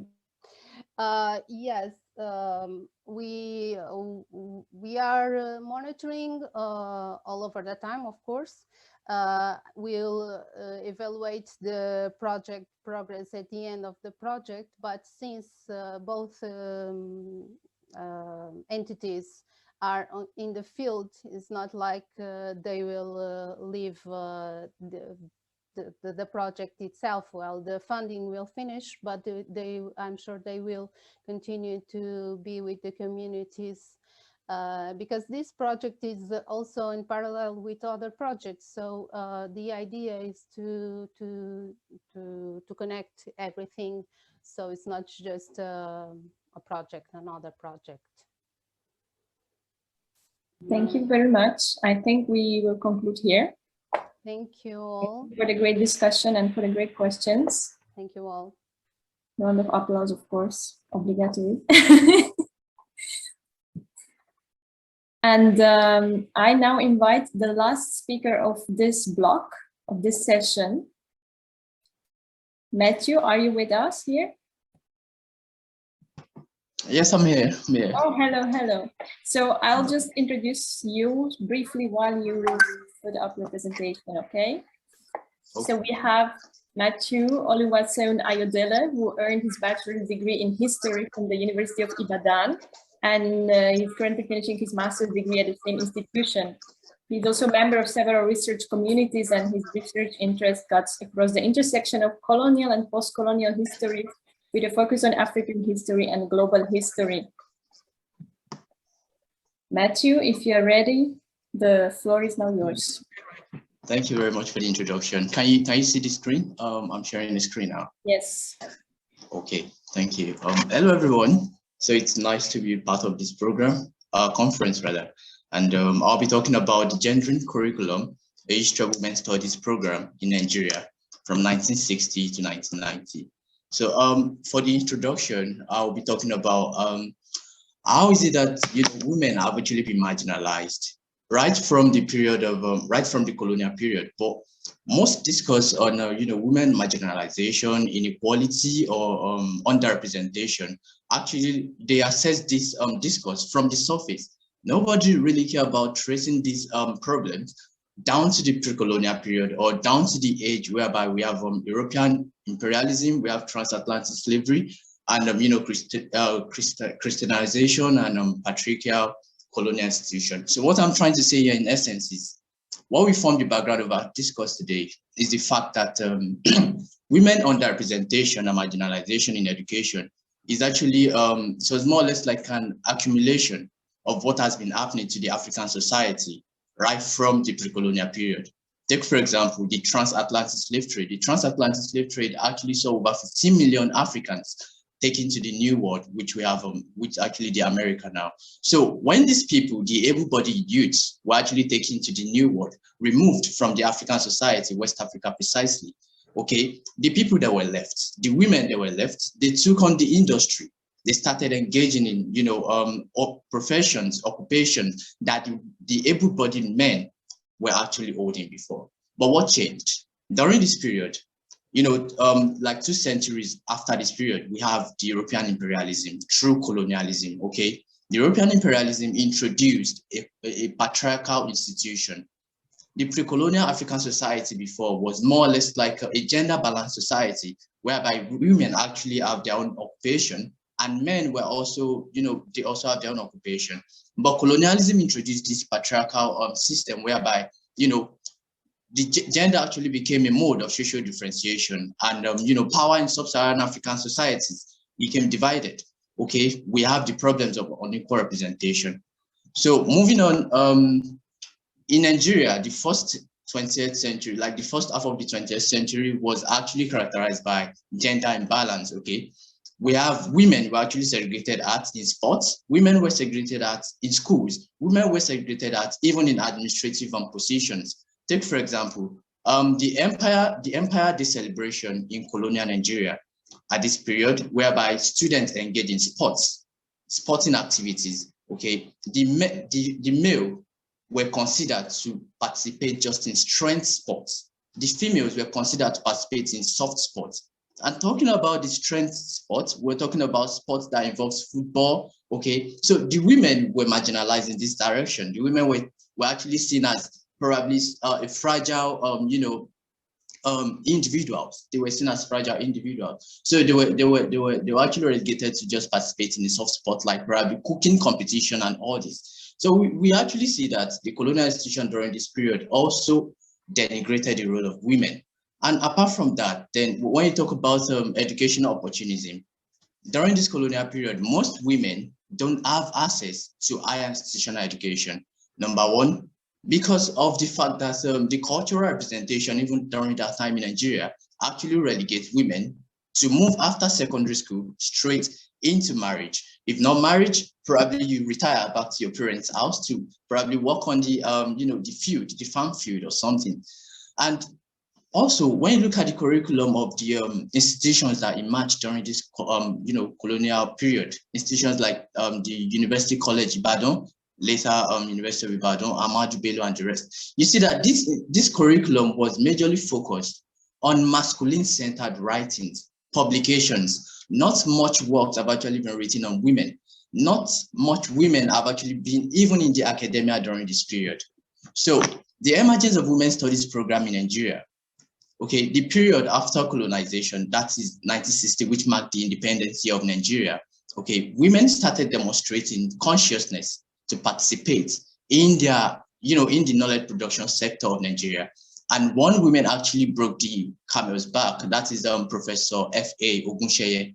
When she wrote the first article centered on, women in Nigeria, the title was "The Role and Status of Women in Nigeria."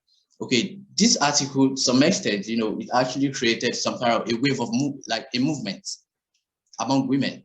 Okay. Consequently, development discourses, programs, and policies actually emerged. Women became conscious of their lives, the realities, and how they can also influence the knowledge production industry in Nigeria, or probably in West Africa as a whole.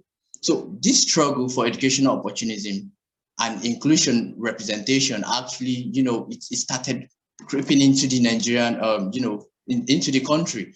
And most importantly too, we should really not forget the fact that this period between 1960 and 1970 and 80s also actually aligns with the period of the United Nations International Decade of Women.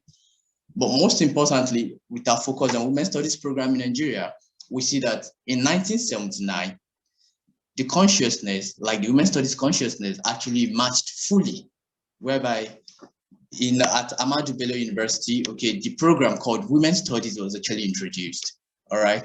And apart from this, during this period too, between 1977 and 1990, we have the formation of several networks and associations that actually drive the movement and awareness for women and development, inclusion and representation in Nigeria, okay? So the major discourse in this analysis is the fact that prior to the emergence of Millennium Development Goals, Sustainable Development Goals, actually we have non-state actors, individuals, groups, networks that have actually pioneered, the inclusion, representation, and identity of women in knowledge production in Nigeria. And most importantly, you see that there are actually formation of regional institutions coming from Sub-Saharan Africa to facilitate African women researches. All right. First was the formation of Association of African Women for Research and Development in 1977. Okay, this association or network actually, it established a lot of conferences and workshops on women and development, and also they concentrate on really decolonizing or deconstructing the the research methodologies by focusing on women-oriented research during this period. By 1982, you see the formation of Women in Nigeria, WIN, at the same Ahmadu Bello, where the first Women's Studies program was introduced. And also by 1986, we have the formation of the Women's Research and Documentation Center, WADOC, which actually also promoted a lot of researches on women too. And I've mentioned before the United Nations Decade for Women. Then apart from that, some extent, you see that, these associations, formations, and every other thing, you see, they actually channel towards engaging women's life, and then talking about how women's life matters in the academia, in the knowledge production, industry. So my conclusion actually comes that the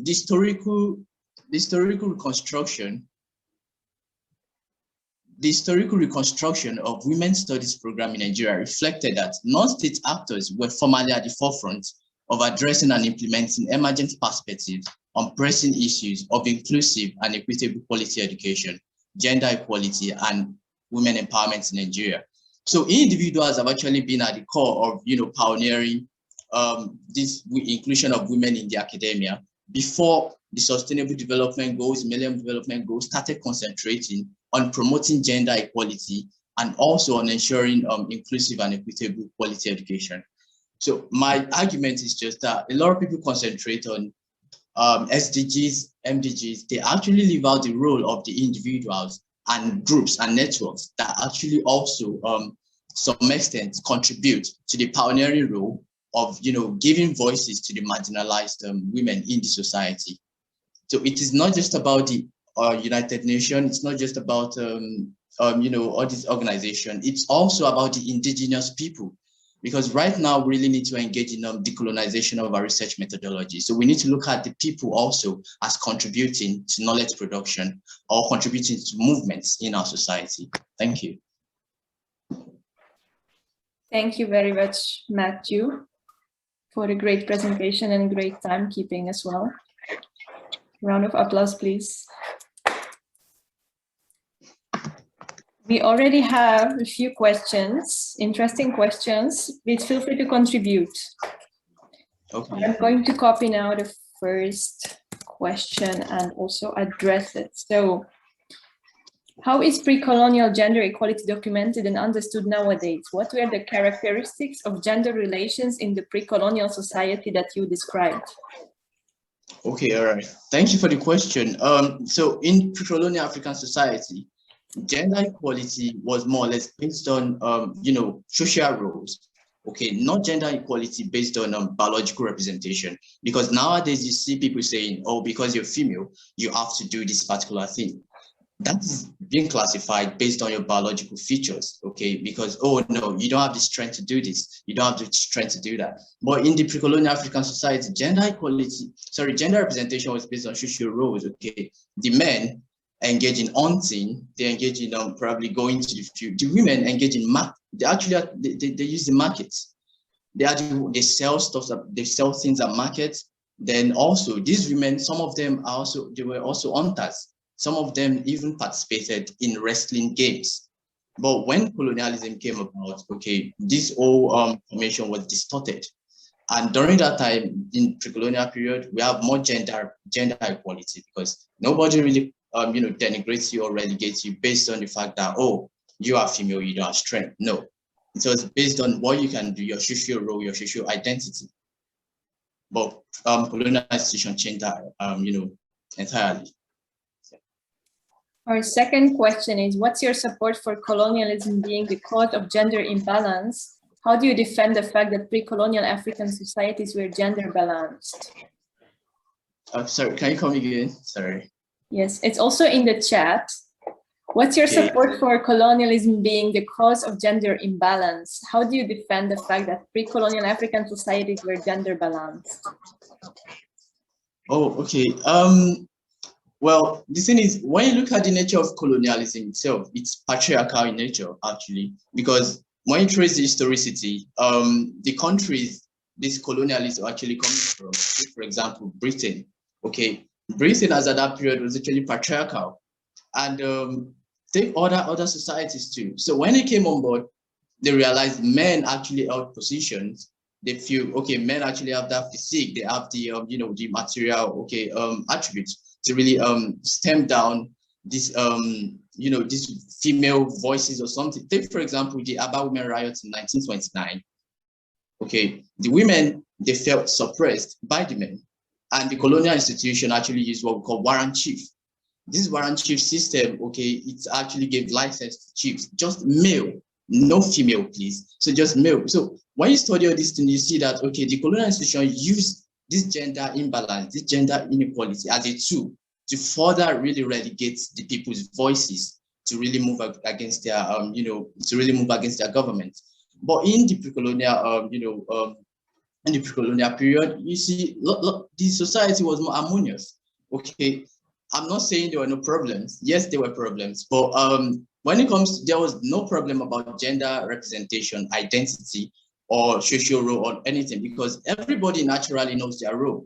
You know what you want to do, you know when you can do this thing. Some can choose to be a domestic housewife, while some actually have the choice to be, to be a warrior, like Efushetan Anura in the Yoruba history. Okay, so when you look at all these things, then you see the shenanigans and smoke screen that the colonial institution actually brought to, okay, the gender world in Africa. Yes. Thank you. We have a third question here. Can we portray the inequality of gender to the colonialism legacy? Is it okay to scrutinize indigenous culture and practice too? Okay, let me check that. Okay, can we portray it? Okay. Oh, this is a great question. Yes, definitely. We can say this gender equality is also one of the colonial legacy, because even right till now, we still have gender inequality rather. So, because even after colonialism, the women still continue to struggle. They still continue to struggle against this patriarchal, system. Even the system of government that emerged was also patriarchal in nature.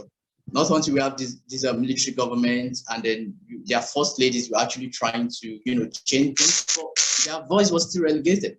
So what is most important is the fact that we have emergence of individuals, non-state actors, organizations, both at the international level and regional level, coming up and speaking up for this situation. So yes, it's more or less like a colonial legacy. And talking about the cultural influence, the indigenous cultural influence, you're very right. You're very right about that. This is more or less like an interplay conversation between indigenous culture and the existing the rather imposed institution during this colonial period, because the indigenous culture sometimes actually relegates the female. Take for example the Yoruba culture or the Igbo culture, but colonialism actually further reinforced this, and to now affect not just a minor part of the female life, but the whole part of the female life. So yes, there's an interplay, and there's a cross section between these two agencies affecting women marginalization in Nigeria or in Africa as a whole. Yes. Thank you very much. We have time for another question. I don't know if someone would like to come forward and address another one. Don't be shy. Or you can also write it in the Slido.